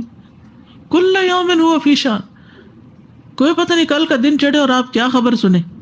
اچھا اب شادی ہوگی، اب اس کا تو بچہ نہیں ہونا، بس شیطان وہی وسوسہ ڈالے جا کے، پھر وہ بچہ بھی پیدا ہو گیا، اب وہ بڑا بھی ہو گیا، اب اس بچے کی شادی کا کیا ہوگا؟ یعنی کوئی نہ کوئی آپ کو غم دیے ہی رکھتا ہے۔ یہ کھائیں گے کہاں سے، ان کی رزق روزی کا کیا ہوگا، ان کی جاب ہی نہ چلی جائے، یعنی ہر وقت منفی باتیں سوچوانا۔ بیمار ہے تو یہ تو ٹھیک ہی نہیں ہوگا، کیا پتہ مری جائے، کیوں نہیں ٹھیک ہو جاتے۔ ایوب علیہ السلام 18 سال بعد ٹھیک ہو گئے تھے۔ کل ہی میں سوچتی تھی کہ ایوب علیہ السلام نے اتنی بیماری کاٹی تھی تو انہوں نے کیا کہہ کے اللہ سبحانہ تعالیٰ سے دعا کی تھی، انی مسنی الشیطان بنصب و عذاب، یعنی تکلیف تو ہے جسمانی، شیطان کے وسوسہ نے اس کو بڑھا دیا۔ اور دوسری انہوں نے دعا کی تھی انی مسنی الضر وانت ارحم الراحمین۔ تو آپ دیکھیے کہ پیغمبروں کو بھی نہیں چھوڑا اس نے، کس قدر پریشان کرنے کی کوشش کی، کہ اللہ کے بارے میں اچھا گمان نہیں کرنے دیتا۔ تو کسی بھی وقت ایسی کوئی کیفیت آئے تو کمزور نہ پڑے، فوراً اللہ کی پناہ مانگے کہ یا اللہ تو ہے نا، میرا تجھ پہ بھروسہ ہے، میں نے اپنا کام تیرے سپرد کیا، تو ہی ہر چیز کو درست کرنے والا ہے، ساری قوت قدرت کمال تیرے پاس، تیرا کوئی شریک نہیں، تو جو چاہے کر سکتا ہے۔ یدخل من یشاء فی رحمتہ، جس کو چاہتا ہے اپنی رحمت میں داخل کر لیتا ہے۔ تو اللہ ہم بھی تیرے کمزور بندے ہیں، ہم گناہگار بندے ہیں، ہم اپنی کمزوریوں کو ایکسیپٹ کرتے ہیں، تو ہمیں اپنی حفاظت میں لے لے، اپنی پناہ میں لے لے. اور جس کو اللہ اپنی پناہ میں لے لے اس کو کیا بگڑ سکتا؟ کچھ بھی نہیں. اور پھر خاص طور پر یہ دعا، رب اعوذ بک من ہمزات الشیاطین واعوذ بک رب ان یحضرون. اے رب میں شیطان کی اکساہٹوں سے تیری پناہ چاہتا ہوں، اور اس بات سے بھی تیری پناہ مانگتا ہوں کہ وہ میرے پاس حاضر بھی ہو، پھٹکے بھی میرے پاس. میں یہ نہیں چاہتا کہ شیطان میرے پاس پھٹکے. ابو درداء فرماتے ہیں کہ رسول اللہ صلی اللہ علیہ وسلم کھڑے ہوئے تو ہم نے آپ کو یہ فرماتے ہوئے سنا، اعوذ باللہ منک. کیا مطلب ہے اس کا؟ میں اللہ کی پناہ لیتا ہوں تجھ سے بچنے کے لیے. پھر فرمایا العنک بلعنت اللہ، میں تجھ پر اللہ کی لعنت بھیجتا ہوں. آپ نے 3 بار فرمایا اور آپ نے اپنا ہاتھ پھیلایا جیسے کوئی چیز لے رہے ہوں. پھر آپ نماز سے فارغ ہوئے تو ہم نے عرض کیا، اللہ کے رسول، ہم نے آپ کو نماز میں کچھ کہتے ہوئے سنا جو اس سے پہلے کبھی بھی نہیں سنا. تو یہ نماز کے کلمات نہیں تو یہ کیا چیز ہے؟ اور ہم نے آپ کو ہاتھ پھیلاتے ہوئے دیکھا. آپ نے فرمایا بے شک اللہ کا دشمن ابلیس آگ کا ایک شعلہ لے کر آیا تاکہ میرا منہ جلائے. ابلیس جو ہے اس کو نبی صلی اللہ علیہ وسلم پر کتنا غصہ آتا ہوگا کہ آپ رحمت ہیں عالمین کے لیے، آپ لوگوں کی ہدایت کا ذریعہ ہیں. تو میں نے اعوذ باللہ من کا کہا. پھر میں نے کہا کہ میں تجھ پر اللہ کی پوری لعنت بھیجتا ہوں. بس وہ 3 مرتبہ تک پیچھے نہیں ہٹا. پھر میں نے اسے پکڑنے کا ارادہ کیا. اللہ کی قسم اگر ہمارے بھائی سلیمان علیہ السلام کی دعا نہ ہوتی تو وہ صبح تک بندھا رہتا اور مدینہ والوں کے بچے اس کے ساتھ کھیلتے، یعنی میں اس کو باندھ دیتا، کیونکہ آپ کے اوپر تو شیطان کا زور نہیں نا. ایک بات یاد رکھیے کہ کوئی بھی ذکر 1-2 دفعہ کر کے چھوڑ نہ دیجیے کہ کوئی نہیں آرام آیا. یہ پلے باندھ لیجیے بات، کیونکہ بعض اوقات ہم کیا کرتے ہیں 1-2 خوراک لے کے پھر کہتے ہیں کوئی فائدہ تو ہوا نہیں. ہم چاہتے ہیں کہ انسٹنٹ ریلیف ہو، فوراً. اصل میں ہم جس دور سے گزر رہے ہیں نا، اس کا ایک بڑا مسئلہ یہ بھی ہے کہ ہر چیز جلدی چاہتے ہیں. ٹیکنالوجی کی وجہ سے اب میسیجز جلدی چلے جاتے ہیں. پہلے کہاں خط ہفتے بھر میں جاتے تھے. پھر اسی طرح یہ ہے کہ پہیا بننے کی وجہ سے ہر چیز کی رفتار تیز ہو گئی. بجلی کے آنے سے اور چیزوں میں تیزی آ گئی. تو اس سے انسان کا ایک مزاج بدل گیا ہے پورا، اور وہ مزاج بن گیا ہے تیزی اور جلدی کا. لیکن یہاں اس حدیث سے آپ دیکھ رہے ہیں کہ 3 مرتبہ تک وہ پیچھے نہیں ہٹا. نہیں، پہلی مرتبہ سے بھی پیچھے نہیں ہٹا، دوسری مرتبہ سے پیچھے نہیں ہٹا، تیسری مرتبہ کہا تو پیچھے ہٹا. تو اس لیے جو کہا جاتا ہے نا 3 دفعہ قل پڑھیں، 3 دفعہ یہ دعا پڑھے بسم اللہ الذی لا یضر، 3 دفعہ اعوذ بکلمات اللہ والی دعا پڑھے. تو اس کا ایک مقصد ہے، یہ بات یاد رکھیے. پھر اسی طرح کہا جاتا ہے 7 دن تک یہ عمل مسلسل کریں. تو اینٹی بایوٹک کا کورس نہیں ہوتا 7 دن کا. کیا کہتے ہیں ڈاکٹرز، اگر آپ نے چھوڑ دیا تو دوبارہ سائیکل چلانا پڑے گا، ریئیکشن ہو جاتا ہے، وہ پھر بیکٹیریا واپس پلٹ کے اور حملہ آور ہوتا ہے، بعض بیماریوں میں اس سے بھی زیادہ. تو اس لیے بہت ضروری ہے کہ اللہ نہ کرے کہ کسی کو کوئی ایسی تکلیف ہو تو اس میں مسلسل علاج کریں. بعضوں کا 40 دن تک بھی چلتا ہے، ٹھیک ہے. اور کچھ چیزیں تو زندگی بھر ساتھ رہنی چاہیے. السلام علیکم استاذہ. جو نبی پاک صلی اللہ علیہ وسلم نے فرمایا کہ اگر سلیمان علیہ السلام کی دعا نہ ہوتی تو میں اسے باندھ دیتا، تو اس کو ذرا ایکسپلین کر دیجیے گا. وہ اس طرح ہے کہ سلیمان علیہ السلام نے جنات سے کام لیے تھے. وہ ان کے لیے محرابیں بناتے، عمارتیں بناتے، سمندر میں غوطہ لگاتے. اور یہ کام آسان نہیں ہوتا، جنوں کو قابو رکھ کے ان سے کام لینا اور ان کو کنٹرول میں رکھنا. یہ اللہ نے خاص صلاحیت دی تھی ان کو. انہوں نے کہا کہ میرے بعد یہ کسی کے پاس نہ ہو، کیونکہ انہوں نے اپنے تجربے سے کہا ہوگا کہ یہ ایک بہت بڑا فتنہ ہے یا آزمائش ہے یا ایک امتحان ہے. تو اس پر نبی صلی اللہ علیہ وسلم نے پھر اس شیطان کو باندھا نہیں وہاں، ٹھیک ہے، کام نہیں لیا اس سے. اور اب بھی آپ دیکھیں کہ جو لوگ موکل وغیرہ رام کرتے ہیں یا جن قابو کرتے ہیں، وہ بڑے عجیب و غریب چلے کاٹتے ہیں اور بعضوں کو شرکیہ کام کرتے ہیں. جیسے کل بھی میں نے عرض کیا تھا نا کہ وہ ان سے شرکیہ باتیں بلواتے ہیں یا ان سے غلط کام کرواتے ہیں، پھر ان کی بات مانتے ہیں، ٹھیک. پھر اسی طرح بعض لوگ غصے میں آ کے شیطان کو گالیاں دینے لگتے ہیں یا برا بھلا کہنے لگتے ہیں. تو نبی صلی اللہ علیہ وسلم نے فرمایا تم شیطان کو برا بھلا مت کہو بلکہ اس کے شر سے اللہ کی پناہ طلب کرو. کتنی خوبصورت تعلیم دی. اچھا، کئی لوگ جب حج پہ جاتے ہیں تو مینا میں کیا کرتے ہیں جمرات کے ساتھ، اس وقت بھی ہمیں کیا پڑھنے کو کہا کہ بسم اللہ اللہ اکبر، یعنی اللہ کی بڑائی بیان کرو. اب 2 چیزوں میں سے ایک ہوتی، ایک یہ کہ شیطان کو اس موقع پہ گالیاں دو، برا بھلا کہو، اور دوسرا یہ کہ اس وقت اللہ کی بڑائی بیان کرو کہ شیطان مردود ہے، بڑا اللہ ہے. تو کتنے خوبصورت کلمات ہمیں سکھا دیے کہ ہر کنکری کے ساتھ بسم اللہ اللہ اکبر. اب لوگ جوتا اٹھا کے پھینک رہے ہیں، بوتلیں اٹھا کے پھینک رہے ہیں، وہ گندگی سے بھر دیتے ہیں اس جگہ کو، غصے کا اظہار کرتے ہیں. ہمیں یہ تو نہیں کہا گیا کہ وہاں غصے کا اظہار کرو، وہاں تو ایک آپ ریچول پورا کر رہے ہوتے ہیں. اصل شیطان تو ساتھ لگا ہوا ہے جو واپسی پہ پھر چمٹ جائے گا اور حج تک بھی ضائع کرا دیتا ہے. تو اس لیے بہت ضروری ہے کہ قرآن و سنت کی تعلیم کے مطابق چلا جائے. وہی شیطان پھر آگے وہاں بھی نہیں چھوڑتا پیچھا، عمل ضائع ہو جائے، کیے کرائے پہ پانی پھر جائے. یہ اس کی خاص دشمنی ہے. پہلے تو کام کرنے نہیں دیتا، پھر کرتے ہوئے بد دل کرتا ہے، پھر کسی طرح کر ہی لے تو پھر اس کو ضائع کرواتا ہے. یہ اس کی چالیں ہیں. تو اس لیے بہت ضروری ہے کہ انسان قرآن و سنت کی تعلیم کے ساتھ لگا رہے، اور اس کے لیے ریمائنڈرز چاہیے ہوتے ہیں. مسلسل علم حاصل کرتے رہنا چاہیے.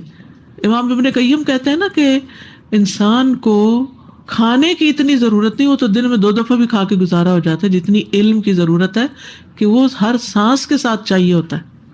ایک تو نا شیطان کی نظر بد اور جادو وغیرہ، اور ایک یہ ہے کہ جو ہماری آخرت کو برباد کرنے پہ وہ تلا ہوا ہے، اس سے بچنے کے لیے ہمیں مستقل علاج دریافت کر لینا چاہیے. یہ اتنی امیزنگ بات ہے استاذہ جی، تم شیطان کو برا بھلا نہ کہو.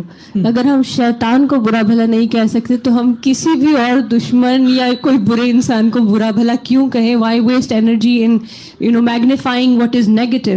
اور پھر اپنے پیاروں کو بعض اوقات اپنے ہی بچوں کو بد دعائیں دینے لگتے ہیں، یا نعوذ باللہ بعض لوگ تو اپنے ماں باپ کو بھی نہیں چھوڑتے. یعنی اگر یہ جسٹیفائڈ نہیں ہے کہ شیطان کو برا بھلا نہیں کہہ سکتے، پھر تو کسی زیرو کو نہیں کہہ سکتے کہ وہ سب سے بری دشمنی اور سب سے بری چیزیں تو شیطان ہی کرا. لوگ سیاسی لوگوں پہ بھی بری بری باتیں کہتے ہیں اور یہ بہت جسٹیفائڈ ہے کیونکہ یہ تو کرتے ہی ہیں ایسا. But nobody is more evil than شیطان. شیطان از دا بگیسٹ ایول. اگر ہم اس کو نہیں برا بھلا کہہ سکے تو بالکل. اور پھر یہ کہ اگر کسی بھی اس کو کہتے ہیں تو وہ شیطان کی مدد کرنا ہو جاتا ہے اپنے بھائی کے خلاف، کیونکہ وہ چیز اس کے ذہن میں پکی ہو جاتی ہے، وہ ڈھیل بن جاتا ہے، کہتے ہیں اس نے مجھے چور کہہ ہی دیا تو بس پھر ٹھیک ہے. ریکگنائز کرنا ہے، لیکن یہ کہ گالیاں دینا شروع کر دینا، یعنی برا بھلا کہنا. دیکھیے میں نے پھر وہی بات کہی تھی کہ قرآن و سنت میں جہاں تک بات آئی ہے اتنی ہی کرنا. قرآن میں اللہ سبحانہ تعالیٰ نے اس پہ لعنت بھیجی ہے تو وہ تو بس ٹھیک ہے، ٹھیک ہے. آپ نے فرمایا العنک بلعنت اللہ، ٹھیک ہے. لیکن اس سے آگے تجاوز کر کے حد سے بڑھ کے اپنے پاس سے کچھ اور الفاظ ملا کے اپنی زبان گندی کرنا، تو اس سے بچنے کی ضرورت ہے. امام ابن القیم کہتے ہیں کہ اگر آپ جا رہے ہوں اور چرواہے کا کتا آپ پہ بڑا کٹے تو کتے کا مقابلہ کرنے کی بجائے آپ مالک کی مدد لے لیں، یعنی چرواہے کی پناہ لے لیں، اس سے ہیلپ مانگ لیں، کیونکہ وہ اس کا کتا نا، وہ تو ایک آواز دے گا تو بھاگتا چلا آئے گا، اور ہم کتے سے لڑ کے بھی لڑتے رہیں گے تو حملہ آور ہی ہوگا. استاذہ اس کی مثال مجھے ذہن میں ایسے سمجھ آئی کہ اگر ہم کسی پہ گندگی پھینکنا چاہ رہے ہیں تو اس کو اٹھاتے ہوئے ہمارے اپنے ہاتھ بھی تو گندے ہوں گے، تو پھر ہم ہی اٹھا کے پھینکیں گے. بالکل. تو اپنے آپ کو کیوں ہم اس میں انوالو کریں گے، کسی کو برا بلا کہیں اور خود بھی برے کلمات بولیں.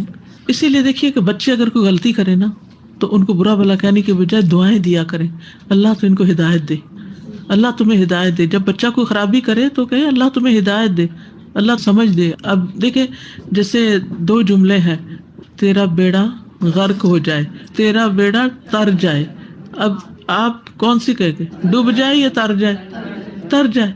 بات تو وہی ہے، بیڑے میں ہی ہے، لیکن ایک لفظ کے فرق سے کتنا فرق پڑ. تو چوائسیز اپنی اچھی کر لیں، ورڈ چوائسیز.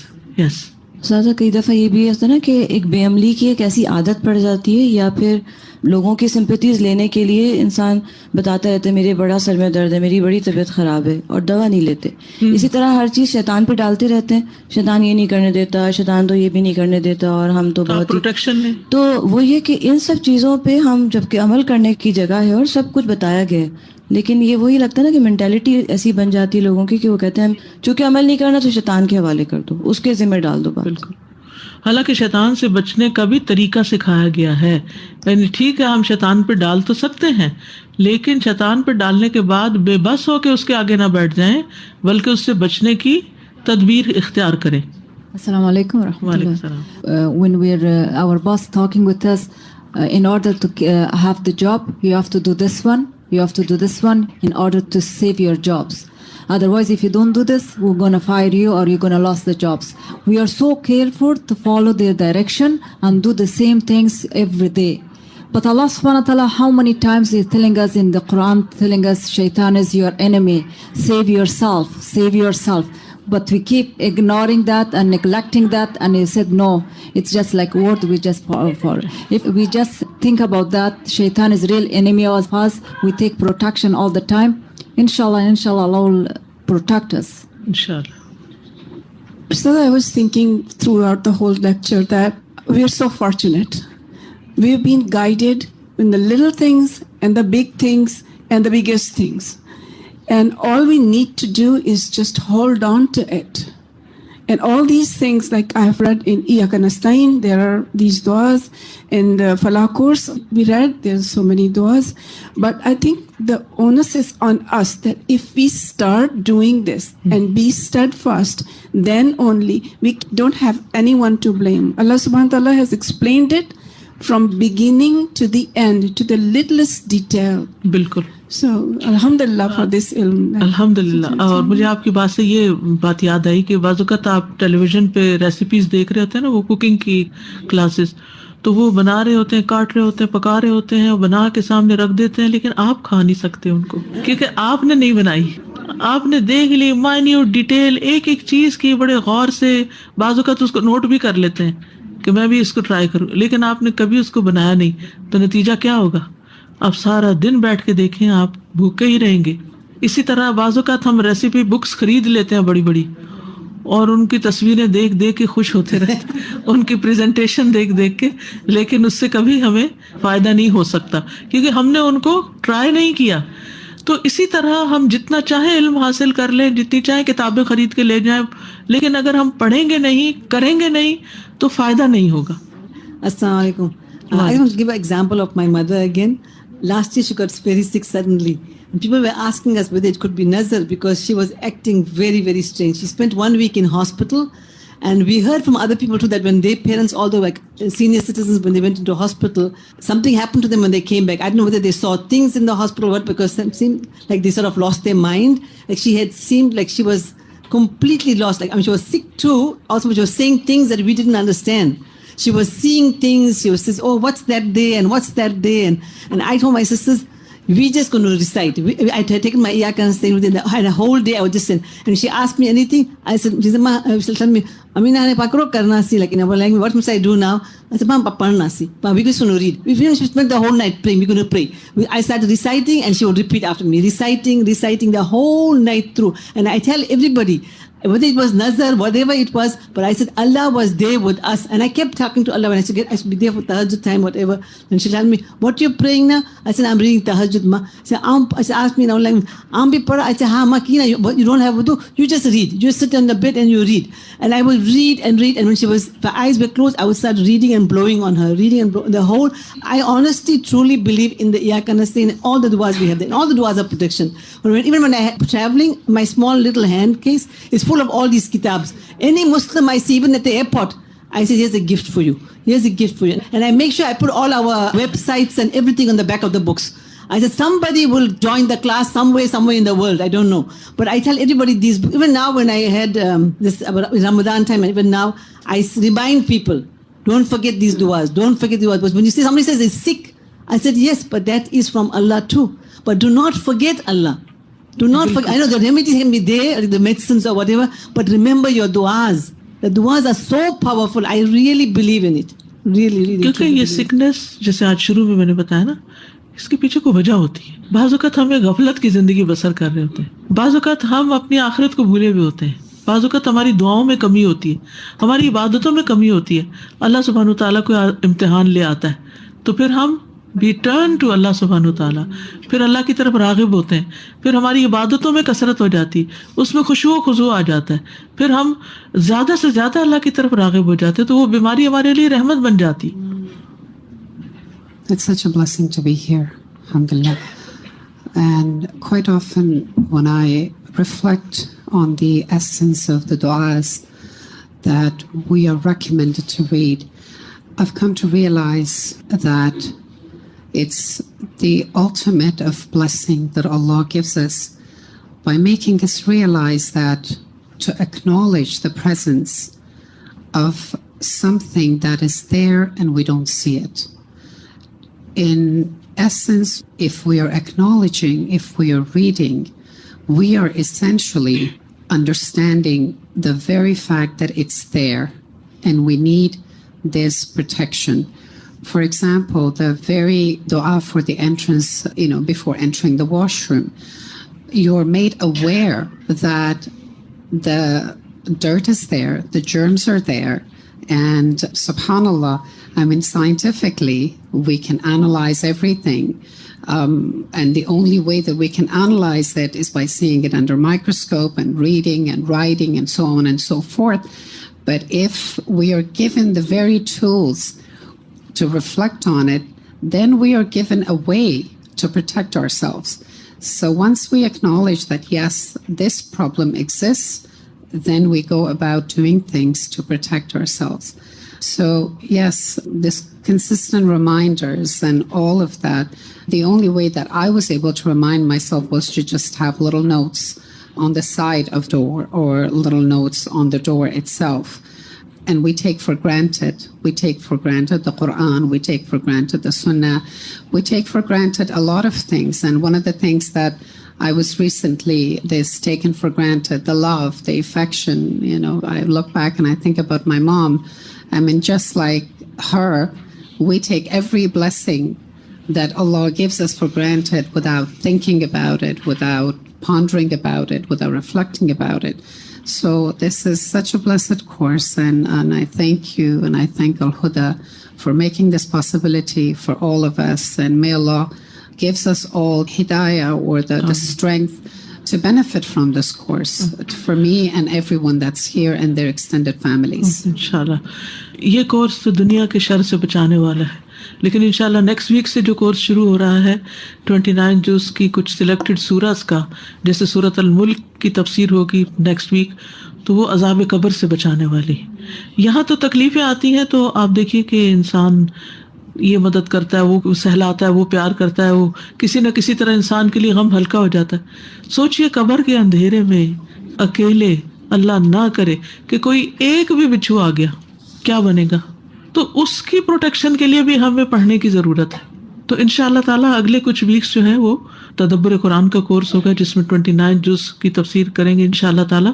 सेलेक्टेड सूरा है, पूरा सिपारा नहीं है, लेकिन यह है कि हाईली रिकमेंड करूँगी कि अगर 2 दिन नहीं आ सकते 1 दिन आ जाइए, लेकिन आके बैठ के सीखिए, क्योंकि घर में क्या होता है, हम काम काज कर रहे होते हैं, इधर जा उधर, वो तवज्जो नहीं होती, वो पूरी तरह एनग्रोस नहीं होती, वो चीज़ें दिमाग में नहीं टिकती, अमल में नहीं आती, पता तो चल जाती है लेकिन अमल में नहीं आ पाती। और औरों को भी बताएं, आपकी वजह से अगर एक शख्स भी आ जाता है, जो कुछ वो पढ़ेगा वो सब आपके लिए साथ, यानी डबल सवाब आपका हो जाएगा, अपने पढ़ने का भी और उसके पढ़ने का भी। तो कपड़े चेंज करते वक्त भी बिस्मिल्लाह जरूर पढ़नी चाहिए, कपड़े उतारने हैं हम। बिल्कुल। और दूसरा ये कि अक्सर घरों में वो जो टर्की की एक चीज़ मिलती है, मैंने काफ़ी नोटिस की, ईविल आई, वो नज़र बद से बचाने के लिए लोगों ने टांगी हुई होती है, वो बहुत फेमस है और वो भी एक शिरकिया चीज़ है। वो शिरकिया चीज़ है, बिल्कुल। तो वो बहुत अवॉइड करें, वो लोग पता नहीं क्यों अनजाने में डाल देते हैं। बाज़ लोग तो गले में लटकाए हुए होते हैं। तो वो ईविल आई का क्या मकसद है? इवन हम अपनी कुल औज़ रब्बिन नास और फलक भी कहते हैं कि दीवारों पे लटकाने से ज़्यादा पढ़ो, तो वो क्या, तो फिर ईविल आई का क्या कॉन्सेप्ट बनता है फिर लटकाने? ये तो सर मनगढ़ंत चीज़ है, इसकी कोई हकीकत नहीं। वालेकुम सलाम। मेरा सवाल 2 है कि जैसे आपने बताया अगर किसी को सिम्टम्स हो जाए महसूस, ऐसे जैसे जादू के हैं या नज़र की जो आपने बताए हैं शुरू में, और वो मतलब अपने आप को ये बोलता रहे कि नहीं मुझे जो है ये सिम्टम्स हो रहे हैं, मैं खुद ही पढ़ते रहूँगी या पढ़ता रहूँगा तो मैं ठीक हो जाऊँगा, लेकिन वो ठीक नहीं हो रहा है। जैसे आपने अभी बताया कि मुसलसल पढ़ना चाहिए कोई भी जिक्र जो है, ये बात तो समझ में अभी आई कि एक दफ़ा आपने दवा खाई और आपको महसूस हुआ कि फ़ायदा नहीं हुआ तो छोड़ दिया आपने। तो ऐसी चीज़ हो कि आप उससे शिफा नहीं पा रहे हैं, लेकिन अगर आप इसका दूसरे पहलू पे ये करें कि आप किसी और से पढ़वा लें जब आप खुद नहीं पढ़ना चाह रहे हैं, तो ये क्या जायज़ है? बिल्कुल जायज़ है। और या हमारे जहन में ये आ जाता है कि हम कहीं शिर्क तो नहीं कर रहे हैं? कोई शिर्क नहीं कर रहे हैं, क्योंकि आप देखिए जब कोई डॉक्टर बीमार होता है तो दवा कौन देता है? दूसरा डॉक्टर देता है ना, क्योंकि उस वक्त वो कमज़ोर पड़ चुका होता है, उस वक्त वो बीमारी के अटैक में होता है, उसका माइंड, उसका کانشیس ہر چیز اس طرح ایکٹیولی کام نہیں کرتا، لہٰذا اس کو دوسروں کی کنسنٹریشن چاہیے. پھر بعض اوقات ایک ڈاکٹر سے بھی کام نہیں چلتا تو کیا کرتے ہیں ہم دوسرے کے پاس جاتے ہیں. تو اسی طرح روحانی علاج کے لیے بھی پہلے تو ہم سب خود ہی پڑھیں، لیکن بعض بیماریاں اتنی شدید ہوتی کہ آپ کو کنسلٹیشن کرنی پڑتی ہے کسی کے پوچھ کے، کیونکہ آپ ایک چیز پڑھ رہے ہوتے ہیں اور دوسری جو اصل بیماری ہے وہ آپ ڈائگنوز نہیں کر پائے، آپ کو کچھ اور پڑھنے کی بھی ضرورت ہے. تو وہ دوسرا اگر کوئی ماہر شخص ہے تو آپ کو بتائے گا کہ آپ یہ اور یہ کریں. اور ایک اور چیز یہ بھی ہوتی ہے کہ بعض اوقات ہم اپنے دل سے کئی باتیں سوچتے ہیں اور کرتے کوئی نہیں، لیکن جب کوئی ہمیں خاص شخص کہہ دیتا ہے تو ہم اس کی بات کو، مثلا میرے لیے میرے والد کی بات ایسے ہوتی تھی، بس انہوں نے کہہ دیا، بس کہنا ہی کافی ہے، وہ تو میں نے کرنا ہی کرنا ہے. تو اسی طرح کوئی استاد، کوئی شیخ، کوئی ایسا ہوتا ہے کہ جو ایک دفعہ آپ کو کہتا ہے نا تو پھر آپ کو یقین سا آ جاتا ہے کہ یہ کرنا فائدہ مند ہے. تو اس میں نہ کوئی شخصیت پرستی ہے، نہ اس شخصیت کا کوئی کمال ہے، وہ بھی اللہ ہی کے دیے ہوئے علم میں سے کسی کو کچھ بتا رہا ہوتا ہے، اور ایک دوسرے کی مدد بھی کرنی چاہیے. تو اس میں کوئی شرک نہیں ہے. نظر بد سے اللہ کی پناہ پکڑنا. حضرت عائشہ سے روایت ہے کہ رسول اللہ صلی اللہ علیہ وسلم نے فرمایا، اللہ تعالیٰ سے نظر لگنے سے پناہ مانگو، کیونکہ نظر کا لگ جانا برحق ہے. رسول اللہ صلی اللہ علیہ وسلم نے فرمایا، اللہ تعالیٰ فرماتا ہے، میرا محبوب بندہ اگر مجھ سے مانگتا ہے تو میں اسے دیتا ہوں، اگر وہ کسی دشمن یا شیطان سے میری پناہ مانگتا ہے تو میں اسے محفوظ رکھتا ہوں. یعنی اللہ تعالیٰ پروٹیکشن دیتے ہیں. تو یہ آپ کے سامنے یہ دعا لکھ دی گئی ہے جو خاص طور پر نظر بد کی دعا ہے. ٹھیک ہے، اگر کوئی ان یوزول سمٹمز شروع ہو جائیں اچانک تو ریپیٹڈلی اس کو پڑھتے جائیں جب تک آرام نہ آ جائے. ہر شر سے حفاظت کے لیے تعوذ پڑھنا چاہیے، جیسے اللہم انی اسألک من الخیر کلہ عاجلہ و آجلہ ما علمت منہ وما لم اعلم واعوذ بک من الشر کلہ عاجلہ و آجلہ ما علمت منہ وما لم اعلم. اے اللہ میں تجھ سے ہر بھلائی کا سوال کرتا ہوں، وہ جلد ملنے والی ہو یا دیر سے ملنے والی ہو، مجھے اس کا علم ہو یا نہ ہو، اور میں تیری پناہ چاہتا ہوں ہر شر سے، وہ جلدی طاری ہونے والی ہو یا دیر سے، اور وہ میرے علم میں ہو یا نہ ہو. پھر ناگہانی آفت سے حفاظت کے لیے تعوذ پڑھنا، اللہم انی اعوذ بک من زوال نعمتک وتحول عافیتک وفجاءۃ نقمتک وجمیع سخطک. پھر سخت مشقت اور بری تقدیر سے حفاظت کے لیے تعوذ پڑھنا، اعوذ باللہ من جہد البلاء ودرک الشقاء وسوء القضاء وشماتۃ الاعداء. چھٹی بات، شیطان کی مخالفت کرنا، یہ بھی بہت ضروری ہے. مثلا دائیں ہاتھ سے کھانا پینا، دائیں ہاتھ سے کھائے پی، کیونکہ شیطان اپنے بائیں ہاتھ سے کھاتا پیتا ہے، تو شیطان کی موافقت سے بچیں. مغرب کے وقت باہر نہ نکلنا، خصوصاً بچوں کا. رسول اللہ صلی اللہ علیہ وسلم نے فرمایا، جب رات کی ابتدا ہو یا شام ہو تو اپنے بچوں کو روک لو اور گھر سے باہر نہ نکلنے دو، کیونکہ اس وقت شیاطین پھیل جاتے ہیں. پھر جب رات کی ایک گھڑی گزر جائے تو انہیں چھوڑ دو اور دروازے بند کر لو. اس وقت اللہ کا نام لو، کیونکہ شیطان بند دروازے کو نہیں کھولتا. اور اللہ کا نام لے کر مشکیزوں کا منہ باندھو، جیسے آپ برتن دھو رہے ہیں اور رکھ رہے ہیں، الماریاں بند کر رہے ہیں. اللہ کا نام لے کر برتنوں کو ڈھکو، خواہ کسی چیز کو چوڑائی میں رکھ کر ہی ڈھک سکو. چوڑائی میں رکھنے کا مطلب یہ کہ جیسے چمچ لے کے گلاس کے اوپر اس طرح رکھ دیا جائے. اور اپنے چراغ سونے سے پہلے بجھا دیا کرو، یعنی لائٹس آف کر دیا کرو. اور یہ سب کچھ بسم اللہ پڑھ کر. پھر شیطان کی مجلس سے بچنا.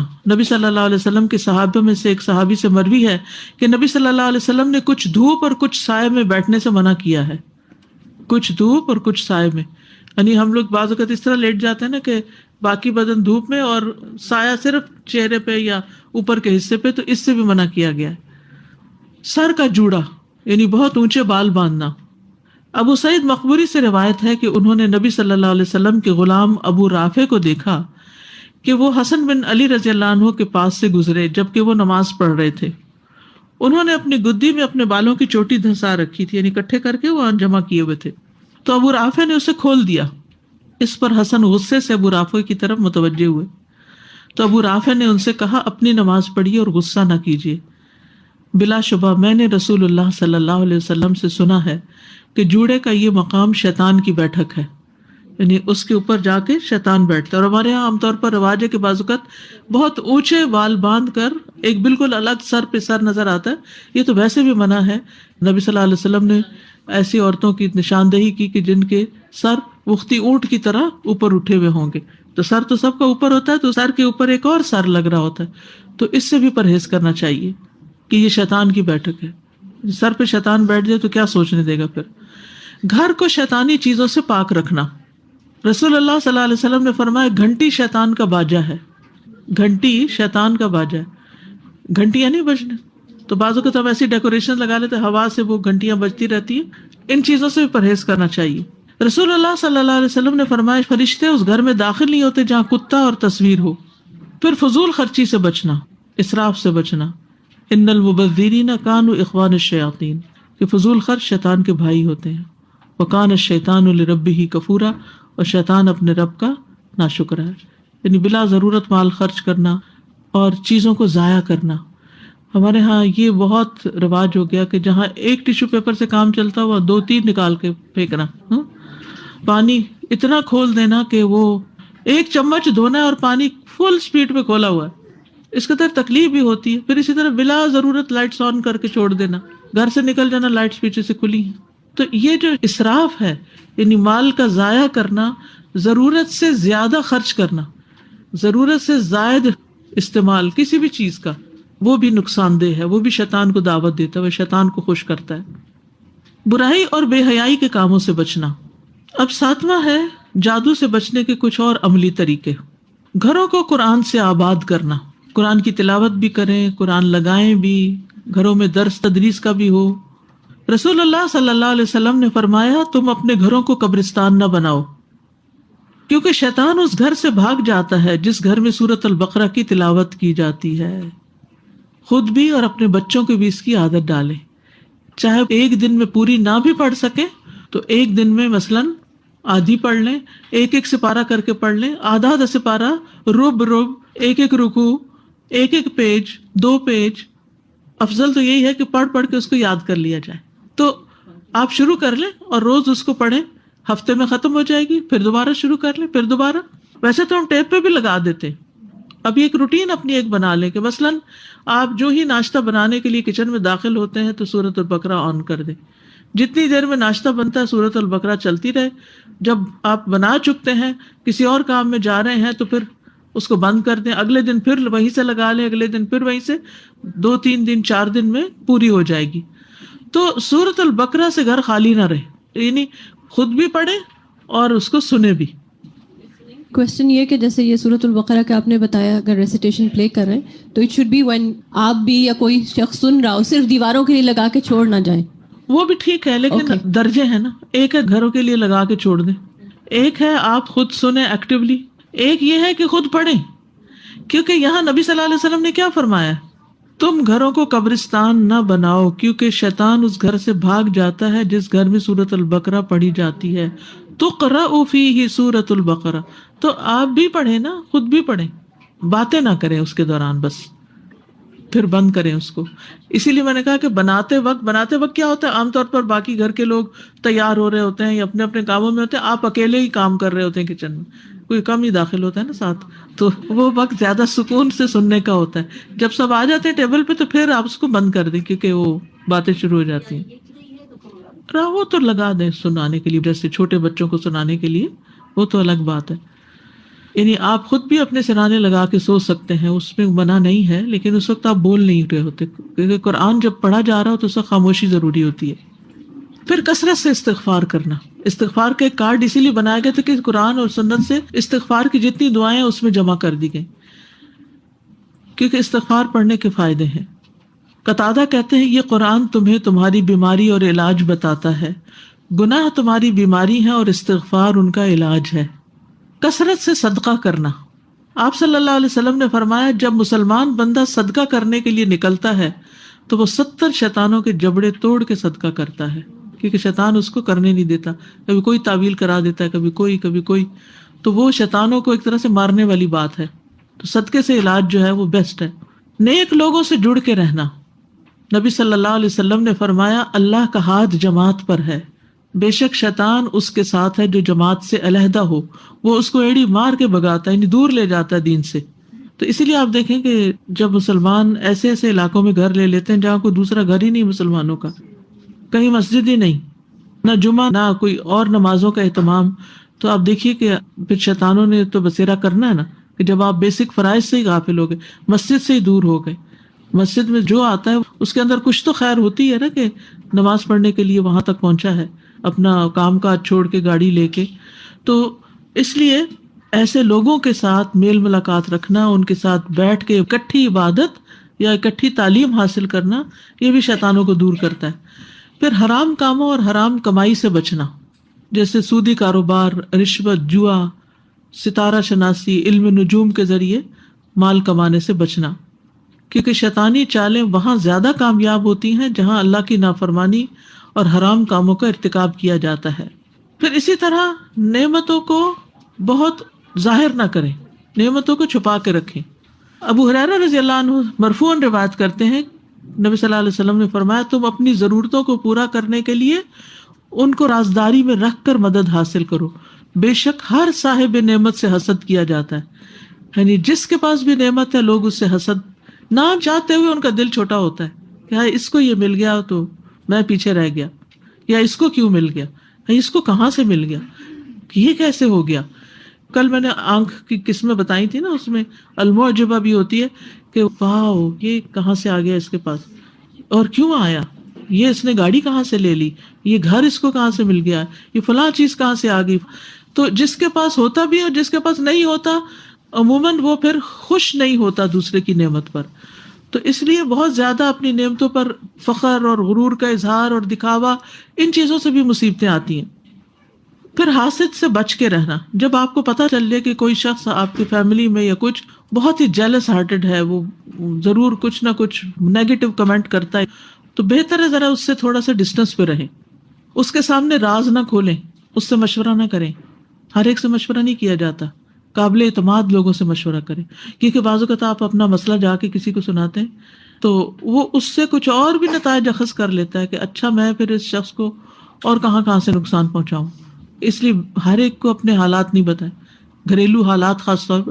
ہاں ٹھیک ہے، کوئی قابل اعتماد ہو، کوئی مرشد شیخ، کوئی استاد، کوئی بزرگ، کوئی نانی دادی ایسی کہ جو بہت سمجھدار ہوں، تو ان سے انسان ان کے تجربے یا علم کی بنا پر مشورہ کرنے کے لیے کچھ ذکر کر سکتا ہے، مگر ہر ایک سے ذکر نہیں کرنا چاہیے، کیونکہ کوئی ترس کھاتا ہے، کوئی مذاق اڑاتا ہے، کوئی ہنستا ہے، اور مدد کچھ بھی نہیں کرتے لوگ. کلوز فیملی میں لوگ ایموشنلی بلیک میل کرنا شروع کر دیتے ہیں. اور پھر اسی طرح بعض لوگوں کی عبادت اور ظاہری دینداری جو ہے نا، وہ بھی آپ کو دھوکے میں نہ ڈالے، کیونکہ حسد جو ہوتا ہے وہ دین پہ بھی غالب آ جاتا ہے. یہ اتنی بری بیماری ہے. یعنی بعض لوگ ویسے بڑے ریلیجس یا اس طرح کے ہوں گے، لیکن وہ اتنے تھوڑے دلے ہوتے ہیں کہ ان کو دوسرے کی چھوٹی سی نعمت بھی بھاتی نہیں ہے. تو اس سے بھی بچنے کی ضرورت ہے. کسی کی کوئی بھی اچھی چیز دیکھے تو برکت کی دعا دیں اس کو، بارک اللہ فیکم، بارک اللہ لکم. رسول اللہ صلی اللہ علیہ وسلم نے فرمایا، جب تم میں سے کوئی اپنے بھائی یا اس کی ذات یا مال میں اچھی چیز دیکھے یا اسے پسند آئے تو اسے برکت کی دعا دے، کیونکہ نظر کا لگنا برحق ہے.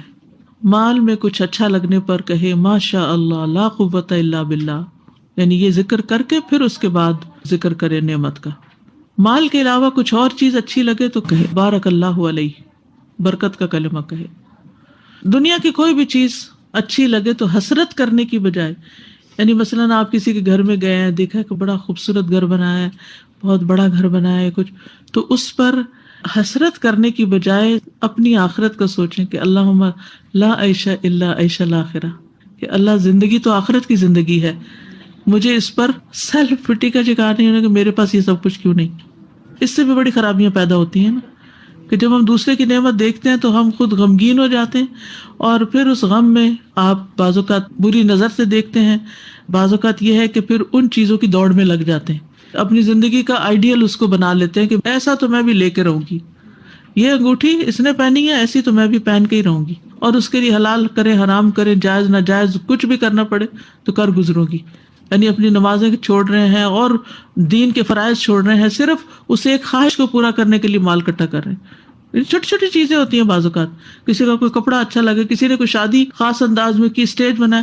بعض اوقات مجھے سمجھ نہیں آتی کہ لوگ خالی اسٹیج کی تصویریں کیوں لے رہے ہوتے ہیں نا. کسی شادی پہ جاؤ تو وہاں دیکھے, پھر وہ مجھے سمجھ آیا کہ یہ دراصل آئیڈیاز اکٹھے کیے جا رہے ہیں نا, کہ اچھا ہمارے بچے کی شادی ہوگی تو ہم بھی اسی طرح کی فلاور ڈیکوریشن کریں گے. تو ان چھوٹی چھوٹی چیزوں میں لوگ کمپیٹ کر رہے ہوتے ہیں, خوش کم ہوتے ہیں اور مقابلہ زیادہ کر رہے ہوتے ہیں. حسرت کرنے کی بجائے آپ وہ دعا اپنے لیے کر لیں کہ اللہ تعالیٰ اللہم انی اسألک من فضلک العظیم. حضرت زکریا علیہ السلام نے مریم علیہ السلام کے پاس رزق فوری طور پہ اسی جگہ دعا کر لی. بالکل تو درست فرمایا آپ نے کہ حضرت مریم کے پاس بے موسمی پھل ہوتے تھے, تو حضرت زکریا نے دیکھ کر اپنے لیے دعا کی, بجائے اس کے کہ حسد کرتے, جالسی کرتے, کچھ بھی. انہوں نے کہا کہ ہنالک دعا زکریا ربہ, اسی جگہ انہوں نے اپنے رب سے دعا کی کہ اللہ مجھے بھی عطا کر دے. تو انسان کو کسی بھی چیز کو دیکھ کر فاسألوا اللہ من فضلہ, اللہ سے اس کا فضل مانگو. فضل جب ہم مانگتے ہیں نا تو ضروری نہیں کہ ویسی ہی چیز ہمیں مل جائے, ہمیں کچھ ایسا مل سکتا ہے کہ جو ہمیں خوش کر دے. بعض اوقات کوئی مخصوص چیز ہم دیکھتے ہیں, اس وقت بڑا شوق آتا ہے, مل جاتی ہے, بیکار ہاتھ نہیں لگاتے اس کو. حتیٰ کہ کسی کے پانی کی بوتل ہی دیکھی نا تو بڑی اچھی لگ گئی, کہا میں بھی یہی لوں گی. گھوم گھوم پھر بازاروں میں وقت ضائع کر, مل گئی, اس کے بعد کھول کر نہیں دیکھا اس کو. یعنی کہ شیطان کے یہ بھی بہکانے کے طریقے ہیں نا, کہ ڈسٹریکٹ کرنا اپنے مقصد سے, اپنی منزل سے, چھوٹی چھوٹی چیزوں میں الجھا کے. کلاس مس کر دی, نماز پیچھے کر دی, سنتیں چھوڑ دی, نفل چھوڑ دیے, آج کی تلاوت مس کر دی. کیا ہے کہ غیر ضروری چیز کے پیچھے ویب سرفنگ کر رہے ہیں, وہ ان کو دیکھے جا رہے ہیں. یہ کیا ہے؟ کسی نے مجھے کہا کہ والی بابا کی ویب سائٹ پہ نا ہر چیز ملتی ہے. میں نے کہا اچھا کیا ملتا ہے؟ کہتے ہر چیز ملتی. میں نے کہا اچھا ٹھیک ہے, مجھے ایک بیگ چاہیے, میں ذرا دیکھتی ہوں اس پہ ہے. آپ یقین کریں کہ اتنی قسمیں تھیں بیگز کی, اتنی قسمیں. آپ یقین کریں اس دن کے بعد میں نے اس کو کلک نہیں کیا. میں نے کہا یہ میری سب سے بڑی دشمن, مجھے کیا لگے جو میرے پاس ہے اللہ کا دیا, وہ بہت کافی, میرا کام چل رہا ہے, مجھے اس کے بعد اس جگہ نہیں آنا. وہ پہلے تو ہے نا گھر سے نکلو تو بازار جاؤ, اب بازار گھروں میں آ گئے, اور اس میں یہ کیسا ہے, یہ کیسا ہے. اتنا وقت کا ضیاع. آپ کے لازماً یا اذکار چھوٹیں گے, یا نوافل چھوٹیں گے, یا کوئی خیر کا کام چھوٹے گا, یا کوئی فرض چھوٹے گا, یا بچوں کا ٹائم جائے گا. یعنی کہیں نہ کہیں سے ڈنڈی آپ کو ضرور مارنی پڑے گی جب آپ غیر ضروری چیزوں میں پڑیں گے. وہ ایک بزرگ ہیں, وہ فرماتے ہیں کہ دین کی طرف بھی لوگ صرف دنیا ہی لینے جاتے ہیں. جی, تو دین کی طرف جو ہے وہ دنیا لینے نہ جاؤ, بالکل دین کی طرف خالص بڑھ جاؤ, اور ایمان رکھو کہ اللہ جو ہے جو کرے گا بہترین کرے گا. ہر وقت ڈیمانڈ بھی جو ہے نا وہ صحیح نہیں ہوتی. بالکل. تو جب آپ دنیا کی ایسی چیزیں دیکھیں تو کیا کہیں, اپنے آپ کو قائل کریں کہ دنیا کیسی بھی کیوں نہ ہو آخر ختم ہو جائے گی, حقیقی عیش آخرت کا ہے. ان دونوں کے جو کپڑے تھے ایک جیسے تھے, تقریباً ملتے جلتے تھے. تو وہ ایک اس کو کہتی ہے کہ پلیز آپ میرے آگے نہ آنا, مجھے آگے رہنے دینا, آپ پیچھے ہی بیٹھی رہے نا, کیونکہ کپڑے ان کے ایک جیسے تھے. کس چیز میں ہم پڑ گئے, کن مقابلوں میں پڑ گئے. السلام علیکم. وعلیکم السلام. جی استاذ, میرے ایک دو سوال ہیں. جی. ایک تو یہ ہے کہ ہمارے معاشرے میں 3 طرح کے عامل ہیں. ایک تو وہ جو بالکل غلط ہے, کالا جادو ہے, اور ایک وہ جو ہیں بالکل کتاب و سنت جو بڑے اسٹریٹ سے ان کے وہ آپ کو اذکار دیں گے. ایک جو درمیان کی کیٹیگری ہے وہ آپ کو دیتے تو قرآن و حدیث سے دیکھ کے, وہ قرآن کی آیات دے دیں گے وہ, لیکن اس میں کچھ بیچ میں تعویذ ہوں گے, کچھ پینے کے لیے ہوگا, یہ وہ. تو اگر تعویذ وہ ہے کہ جس میں کوئی لکیریں شکیریں نہیں ڈالی ہوئی, واضح عبارت قرآن کی لکھی ہوئی, تو کوئی حرج نہیں. اور اگر اللہ کے کچھ نام یا کچھ ایسا, اللہ کے نام بھی ٹھیک ہے, لیکن اگر انہوں نے ہند سے لکھے ہوئے, یعنی کہ نمبرز لکھے ہوئے, یا یہ کہ کوئی ذائچے وغیرہ بنائے ہوئے, تو وہ نہیں. اور اس کے علاوہ اگر وہ کوئی ایسا منتر پڑھ رہے ہیں جو آپ کو پنسورہ یا مجموعہ وظائف میں وہ لکھا ہوا ملتا ہے, تو کیا وہ, اگر اس کے الفاظ درست ہیں تو کوئی حرج نہیں. اور اس کا ترجمہ دیکھا جائے گا کہ اس کی مطلب کیا لکھا ہوا ہے اس کا. اور دوسرا یہ ہے کہ آپ نظر کا دم کر رہے ہیں, یا کوئی مسئلہ ہو رہا ہے, رقیہ کر رہے ہیں, سب کر رہے ہیں, اثر نہیں ہو رہا ہے, تھک گئے, تو پھر آپ کسی کو کہتے ہیں کہ کسی عامل کی طرف یا روحانی جو آپ کو لگ رہا ہے کہ وہ ٹھیک ہے, اور آپ کو یقین ہے کہ وہ کریں گے تو ٹھیک ہو جائے گا, تو یہ سوچ غلط تو نہیں ہے؟ نہیں, غلط نہیں. جیسے میں نے کہا نا کہ بعض لوگوں کی تاثیر, جیسے عام باتوں میں, رقیہ کو چھوڑیں, عام باتوں میں بھی صبح بھی میں نے یہ بات کہی ہے کہ تاثیر کچھ لوگوں کی زیادہ ہوتی ہے بات کرنے کی. یعنی ان کے الفاظ سے جو وہ جنات یا جو بھی چیزیں نا وہ ڈر جاتے ہیں. یعنی بعض اوقات ماں ایک بات کہہ رہی ہے بچہ سن کے نہیں دے رہا, باپ نے آ کے ایک دبکی دی تو وہ بچہ سن لیتا ہے. تو یہ فرق ہوتا ہے, یعنی یہ فرق اٹ از دیئر. یعنی آپ کو خود ہی کرنا چاہیے اور اپنے اندر قوت پیدا کرے, لیکن کبھی ایسا بھی ہوتا ہے کہ سامنے والی چیز ہماری طاقت کے مقابلے میں زیادہ طاقتور ہو جاتی ہے, تو کسی اور کے پاس چلے جانے میں کوئی شرک نہیں ہے. نہیں, کیونکہ میں جب بھی ایسے کرتی ہوں تو کہیں سے میرے مائنڈ میں یہ آیت آ جاتی ہے, وہ میں یادوم اللہ الہنا. کوئی اس سے آپ دعا کر رہے ہیں؟ نہیں, انہیں کیا ہے ریاں کرنے کے لیے. نہیں, وہ اللہ ہی سے مانگیں گے, وہ اللہ ہی کا نام پڑھیں گے.